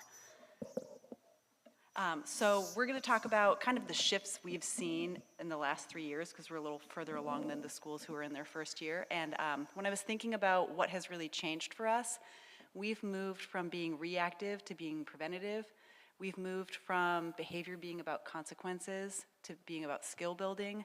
And we've moved from behavior work happening in isolation and done by a few staff members to it being collective work. So when we think about it being moving from reactive to preventative, I crossed off a bunch of stuff that we already heard that are all the great practices that are also happening at other schools. But I think one kind of sticky point that stands out is we've always had a behavior report system where staff submit behavior reports so that follow-up happens. That system has really shifted for us in the last few years. And last year, we also added a new system called Outstanding Eagles so that staff can report positive things that are happening. Teachers have always done things like that in their own way by writing positive notes, but there's been no systematic collection of that information. So we turned it into a Google form, and it gets submitted just like a behavior report for an unexpected or challenging behavior, and we track which students are receiving those. So we can see at this point, I think we have 83% of our students have received at least one. Many students have received more than that. Last year when we implemented this, also in our staff bulletin every week, I include stats for how many behavior reports and how many Outstanding Eagles have been submitted that week.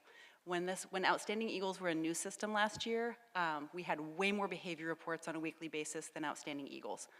It was cool to see slowly throughout the year last year that shifted to where we were getting more Outstanding Eagles than behavior reports. And I just looked at our numbers today, and so far this year we have 70% more Outstanding Eagles than we do behavior reports. So that's like one indication of that shift. Okay. You're doing great. You got it. For moving from consequences and punitive actions to skill building, that's not just about what's going on with students, what's going on with staff mindset about behavior. We've really shifted in the last several years to the attitude that kids do well if they can. So when we see unexpected and challenging behaviors, we used to hear a lot from staff about like what we need to do to make that kid like learn their lesson or what the consequence needs to be. And now we have way more of a staff culture of what skills do we need to help that kid get so that they can be successful in school. And that looks like a lot of the things we already heard other folks talk about. So I won't rehash all of those. Do you want to add anything? Okay. You're doing great. Okay, and then it also used to be that behavior work, in the same way as anything that kids needed that was different than what was being provided in the classroom, whether it was a reading intervention or a behavior intervention, we're sending kids off to somebody else to get fixed. And that has really changed. Our practices are a lot more inclusive and collective, and behavior is everyone's work. Kind of the sticky example for that is our SST process. It used to be that if you wanted to have the student support team talk about a student, the teacher would put in a referral, you talk about that one kid, and what we found was we talked about students from some teachers' classes a lot, we talked about maybe certain kinds of kids a lot, and we didn't talk about some kids ever who kind of flew under the radar for all of their years, or there were some teachers that we never talked about students from their class.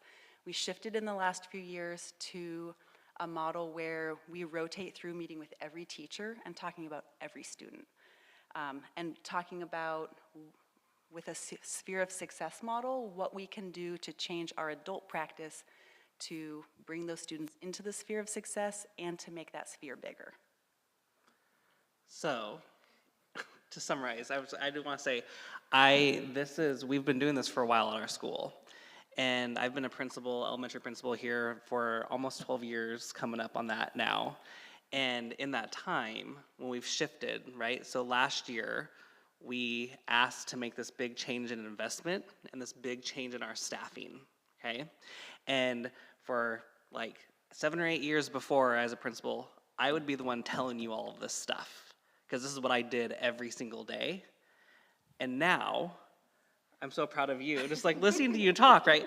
This is like Tara's work as our dean. In our elementary schools, this is like Angie's work and Susan's work. This is what they're doing to keep us going in our schools. And what I'm focused on is I do this sometimes too, but my focus is on connecting in our classrooms, on our teaching and on our learning and our instruction in our classrooms.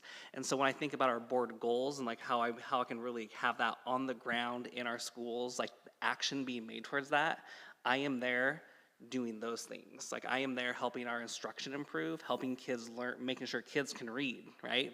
Because that's some of the biggest equity work we can do is helping to make sure all of our kids are readers.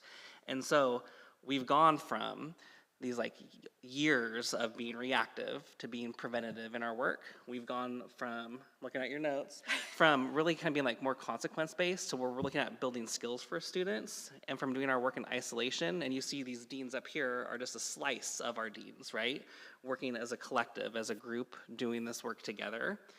And if you kind of funnel all the way back up to the beginning of our presentation, right?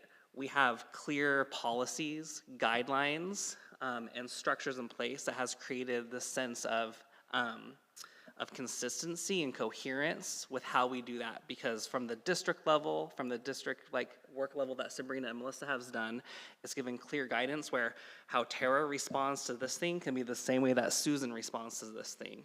And then it helps us do our work more as a collective and as a group. And when our deans are doing that, it's helping us, like the three of us, be in classrooms to improve instruction. And so when we think about shifting this model from how we've done that in the past in other ways, this model with the deans supporting this work, and you heard all these awesome things happening, it's happening because we're out of the way, and we're in classrooms helping improve instruction, and these folks are running these really great systems in our buildings.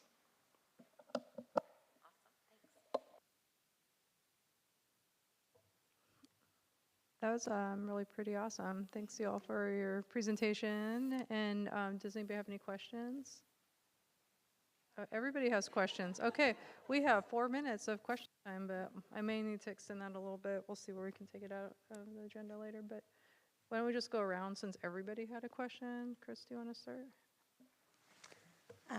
Well, first, I think the district should buy all our Dean of Students walking shoes because I know they get a lot of steps in and are walking all the time around their school. They're just visible all the time. My one question is, you talked about training and different ways. I know that you've done a lot of work around that.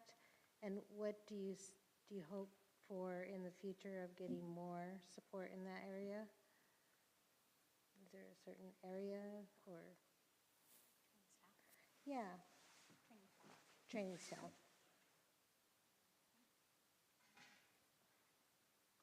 I will say something because Sabrina won't say it herself, but Sabrina has been phenomenal in doing some work in pockets that I think we can extend a little bit about brains and trauma and how that affects our kiddos and and just filling our teachers' brains with information about the brain. And I think that that is a huge piece that is just kind of under the radar, that we have a real lack of understanding of how trauma affects behavior and how trauma and the brain work.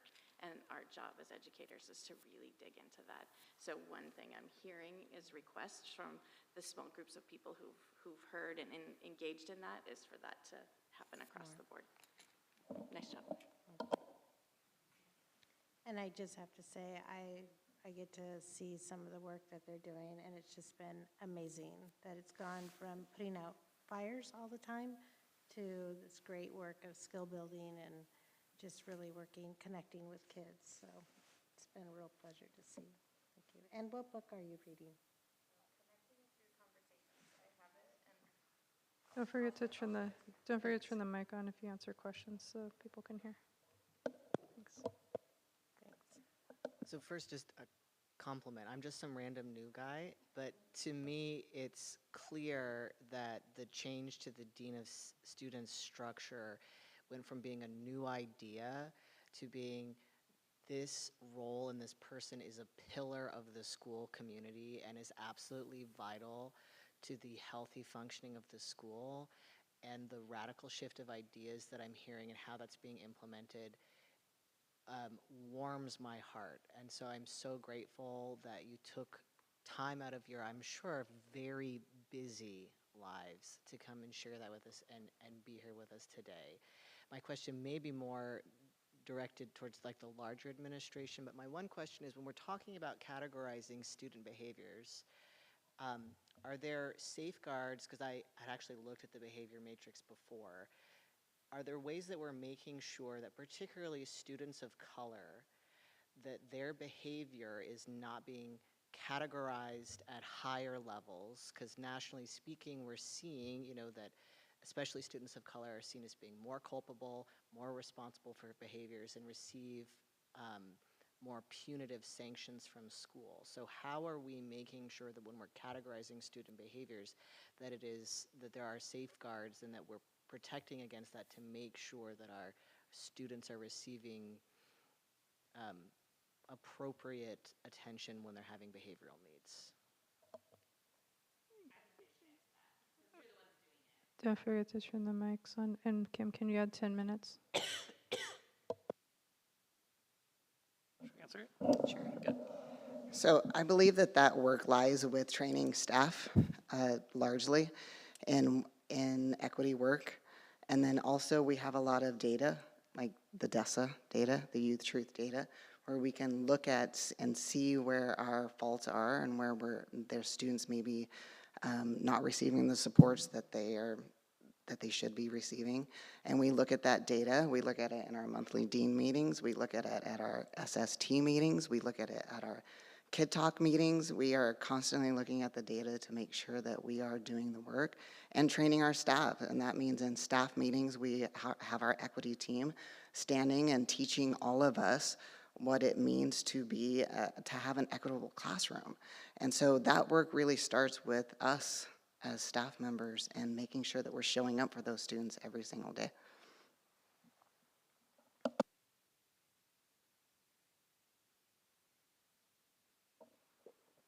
One thing I would add is just, I think just reframing the way we think about behavior also.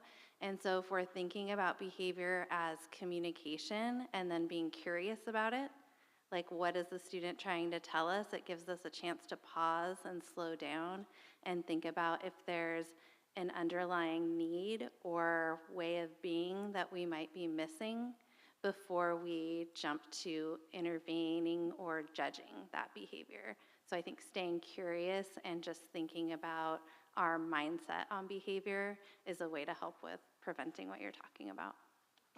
I think we're also paying attention to bias, and a thing with the way our system was redesigned and shifted in that is behavior reports come to Tara. Tara is pretty easy to calibrate with one person on what a behavior definition is or what that means. And Tara and I are in constant contact. And so before something even happens as like a follow-up with a student, if there's like, wow, this staff member has like been submitting these things for this student and like we're curious about that, then if it's like, oh, there's something going on here, and then I am freed, I'm not doing some of these things to go, I'm like, hey, what's up with this, right? And I can have this like kind of courageous conversation of like, I'm seeing this come up for this student, but this student in your class, they do this white student, I don't see you doing this, why is that different? And we can have that conversation, and it's like a continual like calibration and like talking through those pieces. And I think that's the way we've been able to track that and also pay attention to it in our school.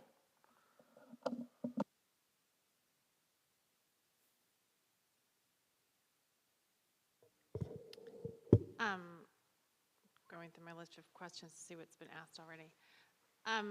One is data, yes, please. Like if there's data that you want to share with us, this board would love to see it at some point.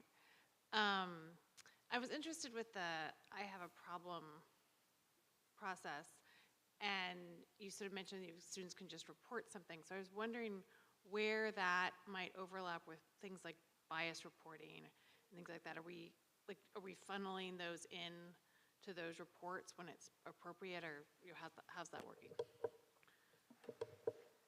Absolutely. So if that is the case, then I immediately type that into our bias incident report. And usually what happens is I'll get the I have a problem form, and then I do the investigation. So I'll bring the student in, and we'll talk more about it and see who was involved and get the details. And then sometimes we do the report together, which is really powerful for them. And I'll do the follow-up, and we all are a team in doing that work. But I have a problem form. Sometimes they don't know that it is a bias incident. And so we come in and we say, yes, this is, and this is not right, and thank you, and how courageous to speak up for this. Did you have one, Therese? Yeah, okay, so thank you. This was really a really impressive presentation. I have lots of questions. This is the one I'm going to pick to ask. What do you feel would help you to better deliver these services in your respective schools?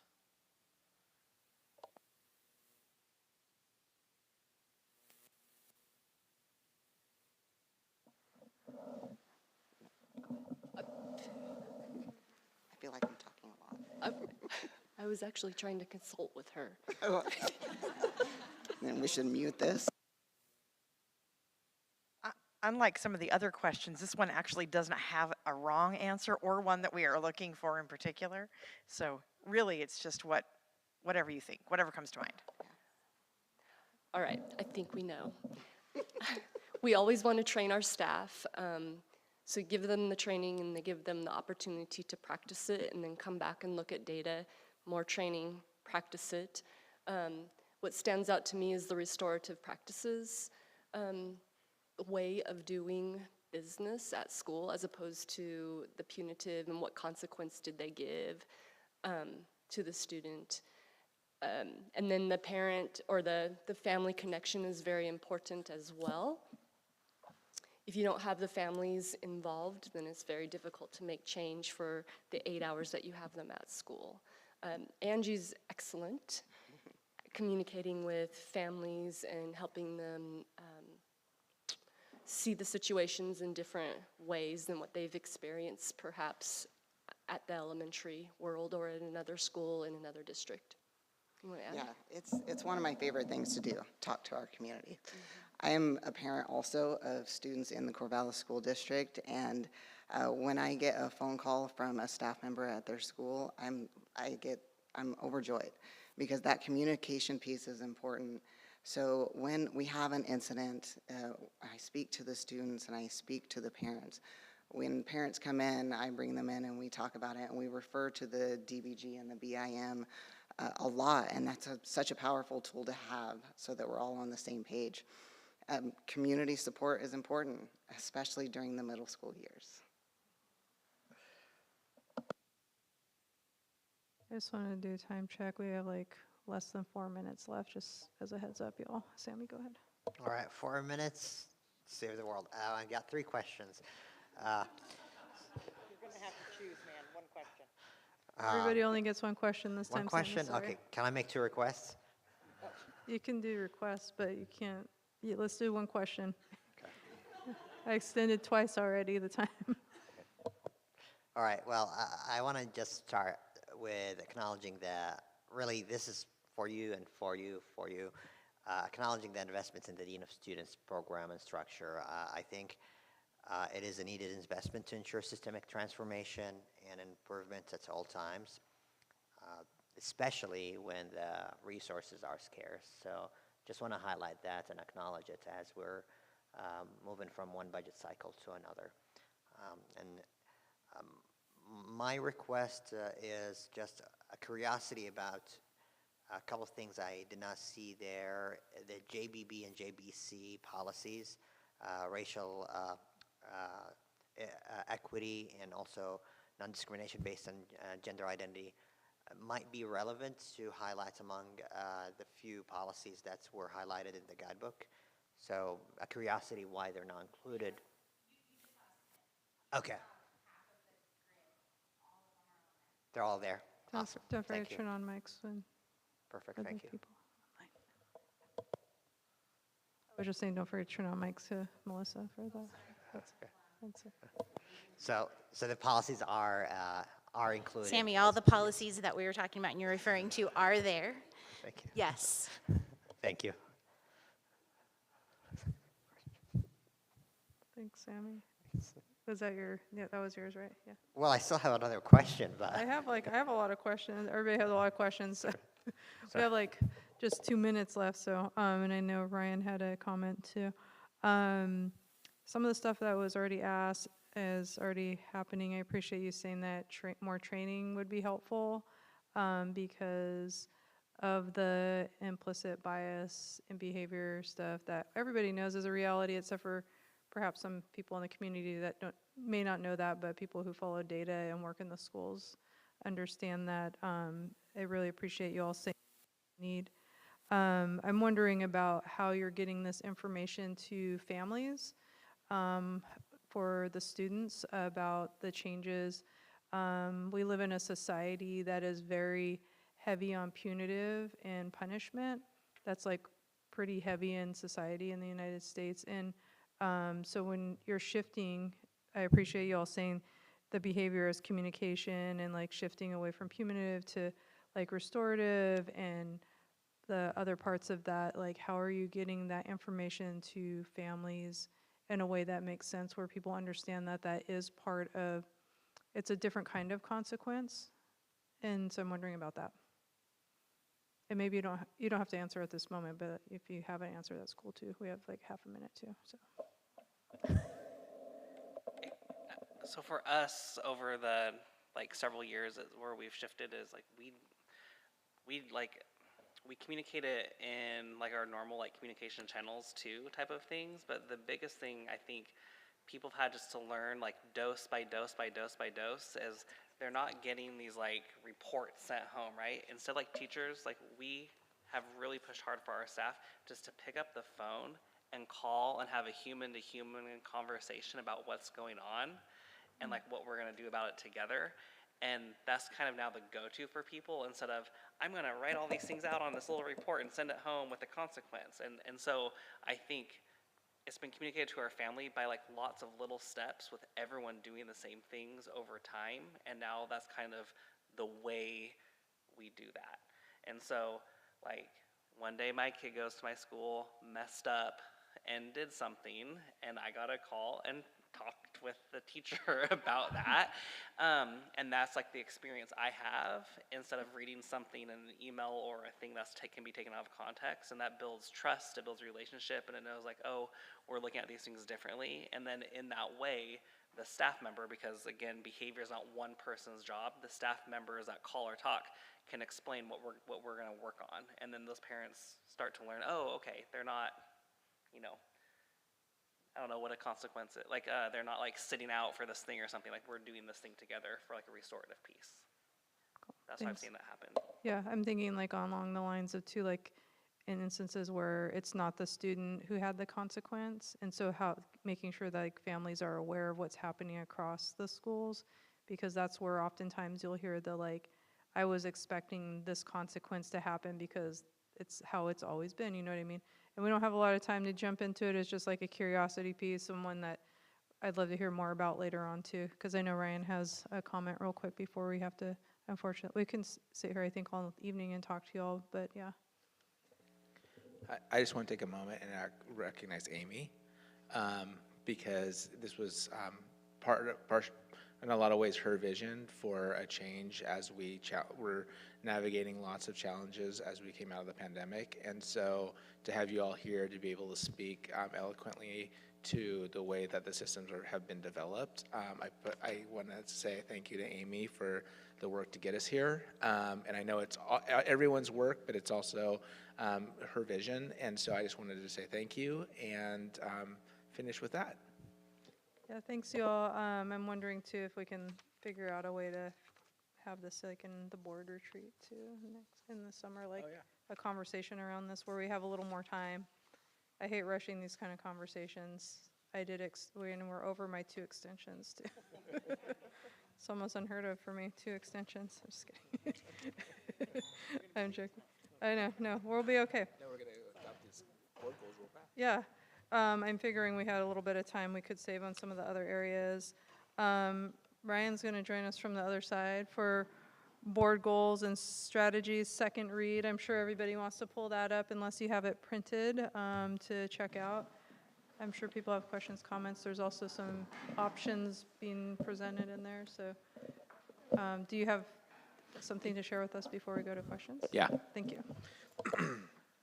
So last time we came together, I took the feedback that you all provided, and one of the pieces in particular was the language that under goal 1 that says ability encompassing students with disabilities, and I think that was one of the main areas of discussion. And so after we met, I reached out to Developmental Diversity Services. Actually, Kim did that on my behalf, but we've reached out to Developmental Disability Services. That they shared that there was debate in the community about that language, and felt like either way would be fine.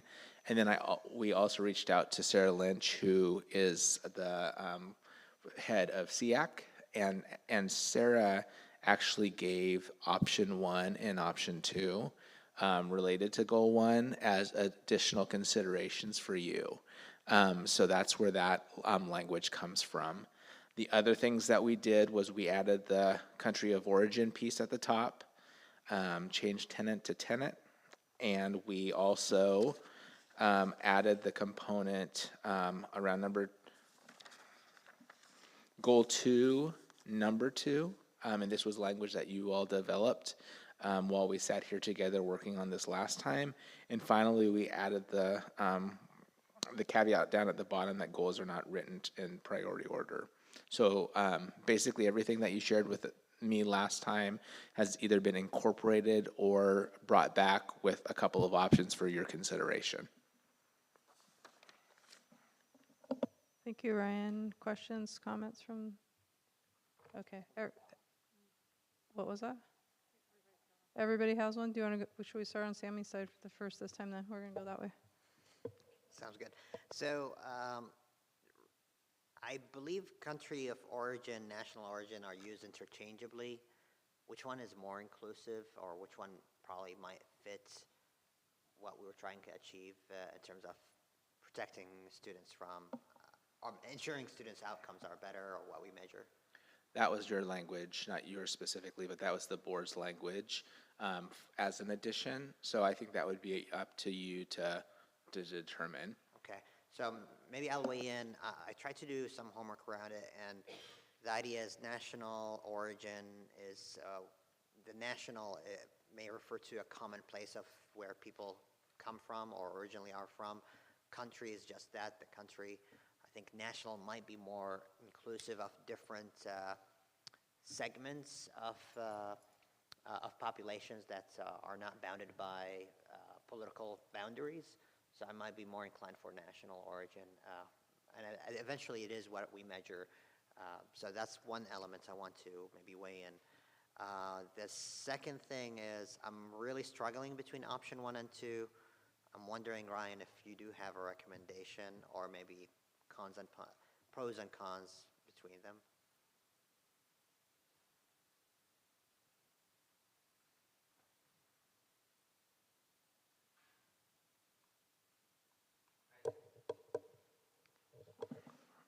I don't have a preference. I think that either one is a potential improvement on what we have. Thank you. So probably I'll weigh in as I might lean a little bit of 4-2 more than 1, but almost identical with Ryan's indifference between both because they're improvements. The option 2 weigh in a little bit heavier in terms of identifying both the uniqueness and the intersectionality as both attributes that we lean in on, and I want to really share my gratitude that we're identifying that abilities and disabilities are both unique attributes for the students in both options, so I support that too. And Thanks. I'm ready to vote today. Thanks, Sammy. I think we're all going to have like comments for each other's comments, but we'll just go ahead and keep going. Yeah, go ahead. Actually, I don't have a specific comment. I for the most part, I think that I think either of those rewrites could work, and I'd be comfortable with really either of them. I suppose I do probably have a slight leaning toward option 2 because I feel like it reads out loud better than option 1, but that's really my only reason for that. And so I'm just going to kick my time to other people. And my comment is about the option 1, option 2. Also, I actually have a pretty strong preference for option 2, and that's because when I read option 1 and we have intersection identities and histories, comma, abilities and disabilities, comma, I feel like the way that one's written, it limits where, it can be read as limiting where those intersections happen. So I don't think we need to do that, and so I prefer option 2. First, I want to say thank you for working so hard on this. I know a lot of this was my sticking point, and when I pulled this open, I was reviewing this packet. I saw that and I was like, oh yeah. Like when I first was reading those options to getting through that, my preference for option 2 is first because I just personally love the word uniqueness, and I think it captures just like this multifaceted, kind of ephemeral thing about how each person is different, and that's so valuable. But also, I did a readability analysis, and option 2 is more readable.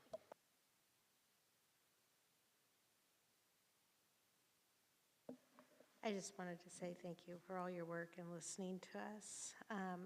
And I liked option 2 as well, just for kind of the same reasons that all of you have mentioned.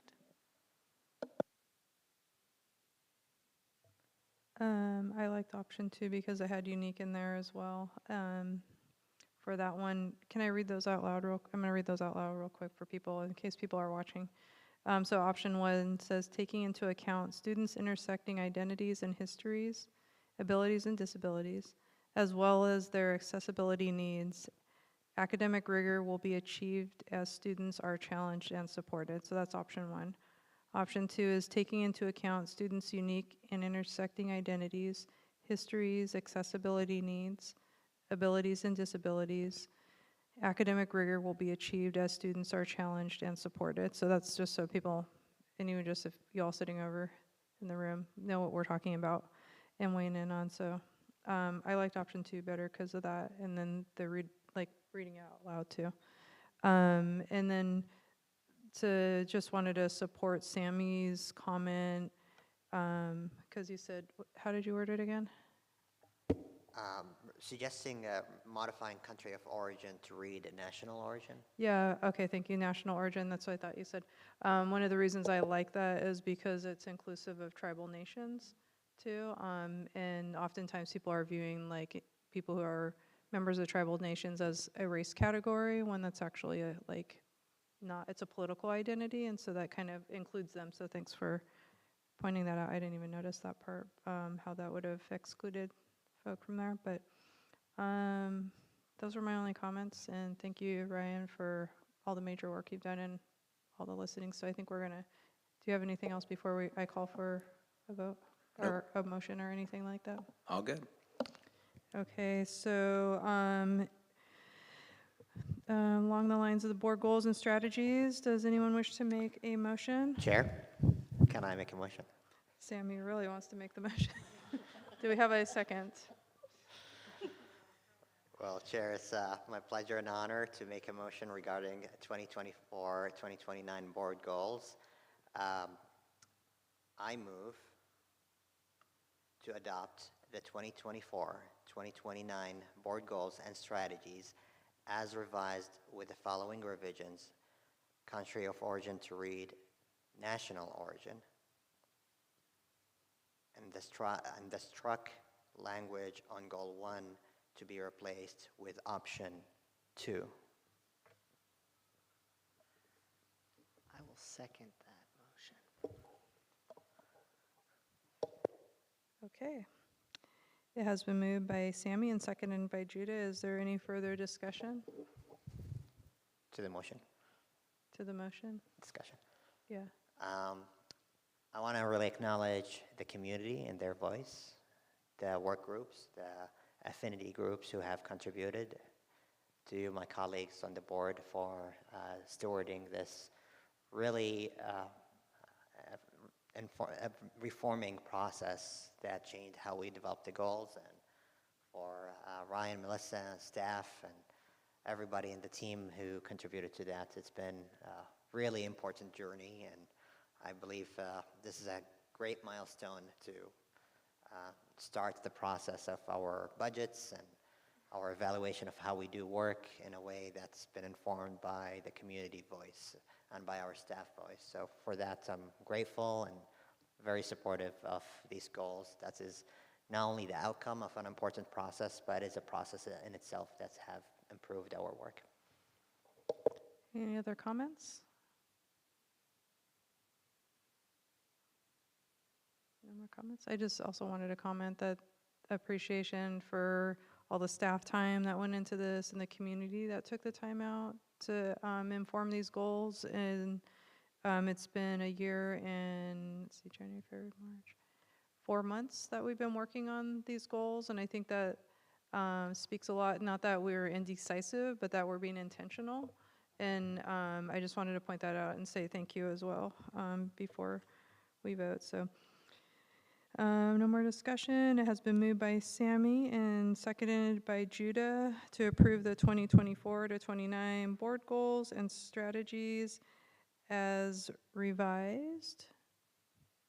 Did I word? Yes, as revised. Chris? Aye. Judah? Aye. Sarah? Aye. Therese? Aye. Tammy? Aye. And I vote aye, so it passes unanimously. You have new board goals, finally, right? All right. Excited about that. So now we're moving on to consolidated action. As a reminder, the items under this portion of the agenda are for action. Does anyone have a question about anything in consolidated action? I have a comment, if that's permissible. Oh, you want to go first before we pull stuff? Okay, yes.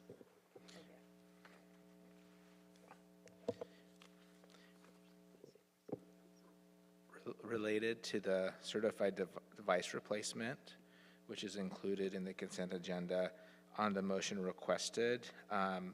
It is National Cooperative Purchasing Alliance, NCPA agreement.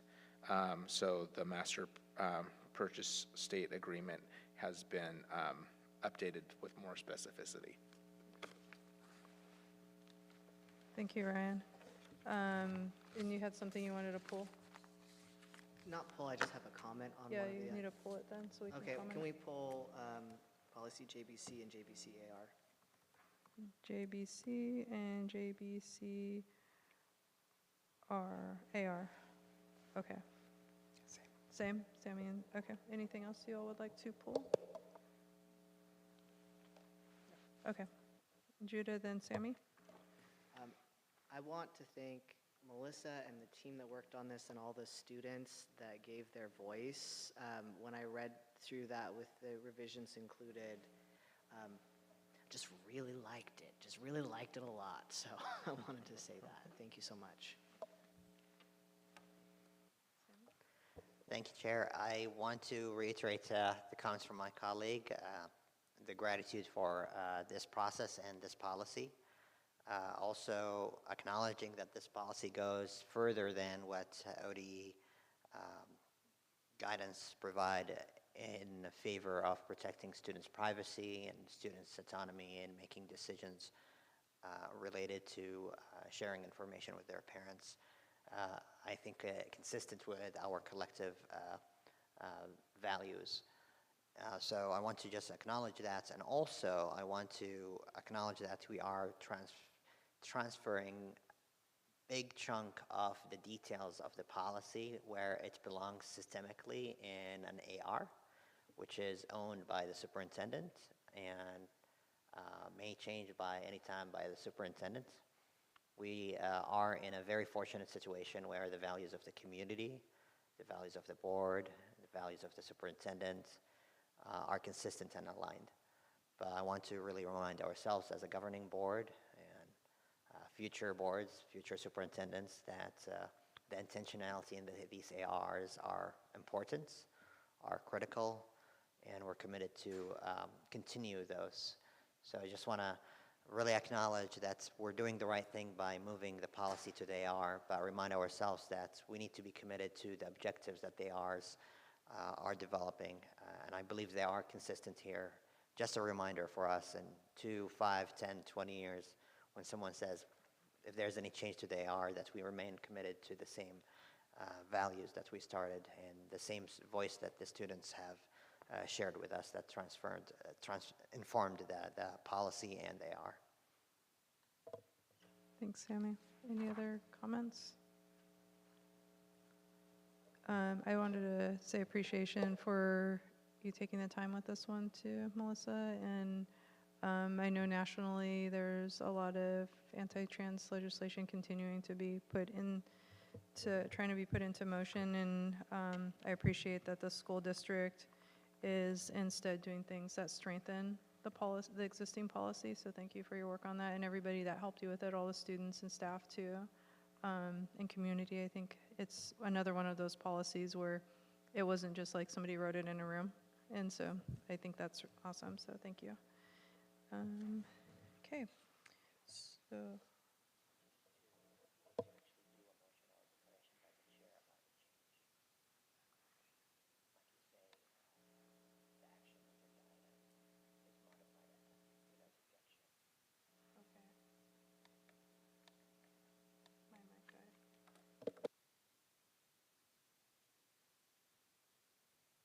Not on. Hello? Okay, it's on. Okay, thank you anyways. Okay, so Ryan made a modification. So before we vote, can I see what you wrote again? For the action requested on the certified device replacement, we will be looking at where it says master purchase state agreement on the motion requested. It's the OMNIA National Cooperative Purchasing Alliance MPCA agreement, and that's what it's called. Without objection. Thank you. Okay. So, does anyone wish to make a motion? I move we approve the items in consolidated action as approved, or as amended. I second. Okay, it has been moved by Sarah and seconded by Therese. Is there any final discussion?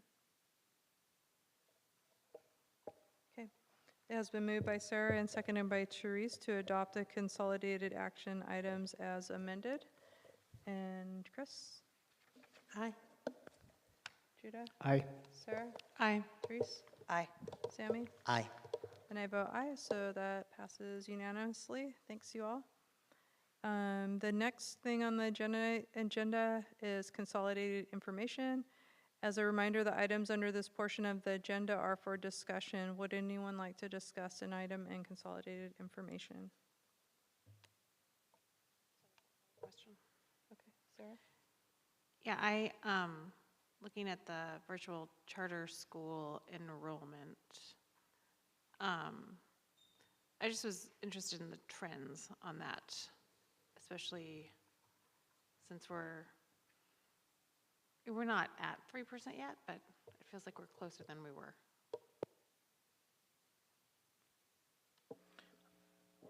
We've hovered, and at some points I think we've even been a little bit higher than 2.5 during the pandemic. So I see this as another one of those data points that is slowly feathering out.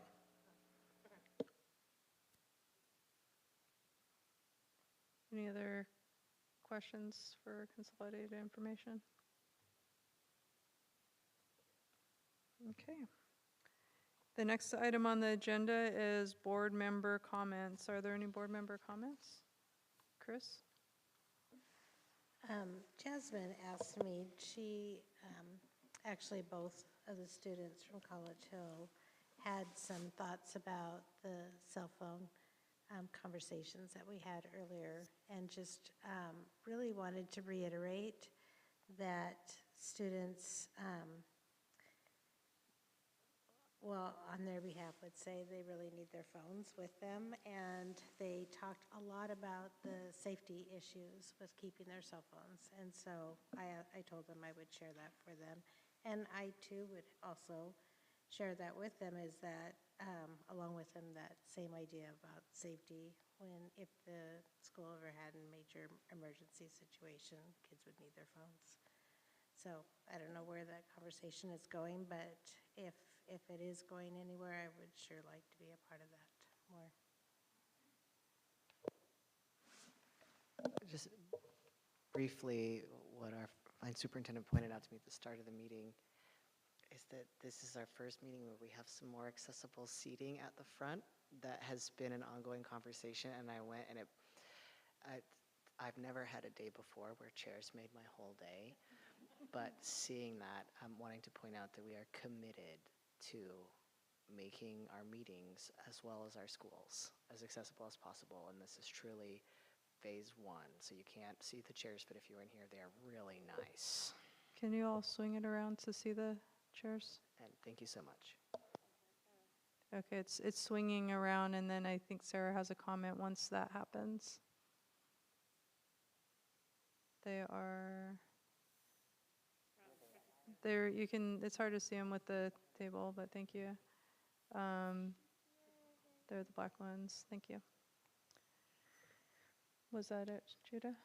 Yeah, it's just the chairs, really. Thank The you. chairs are great.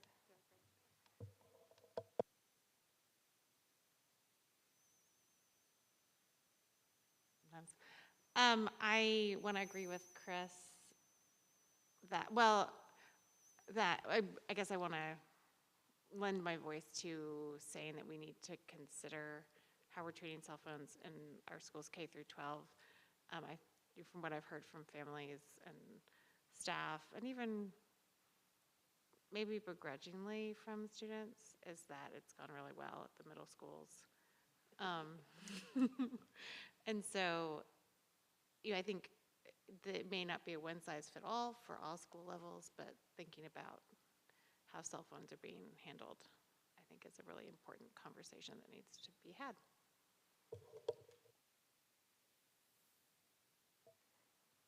Go ahead, Therese.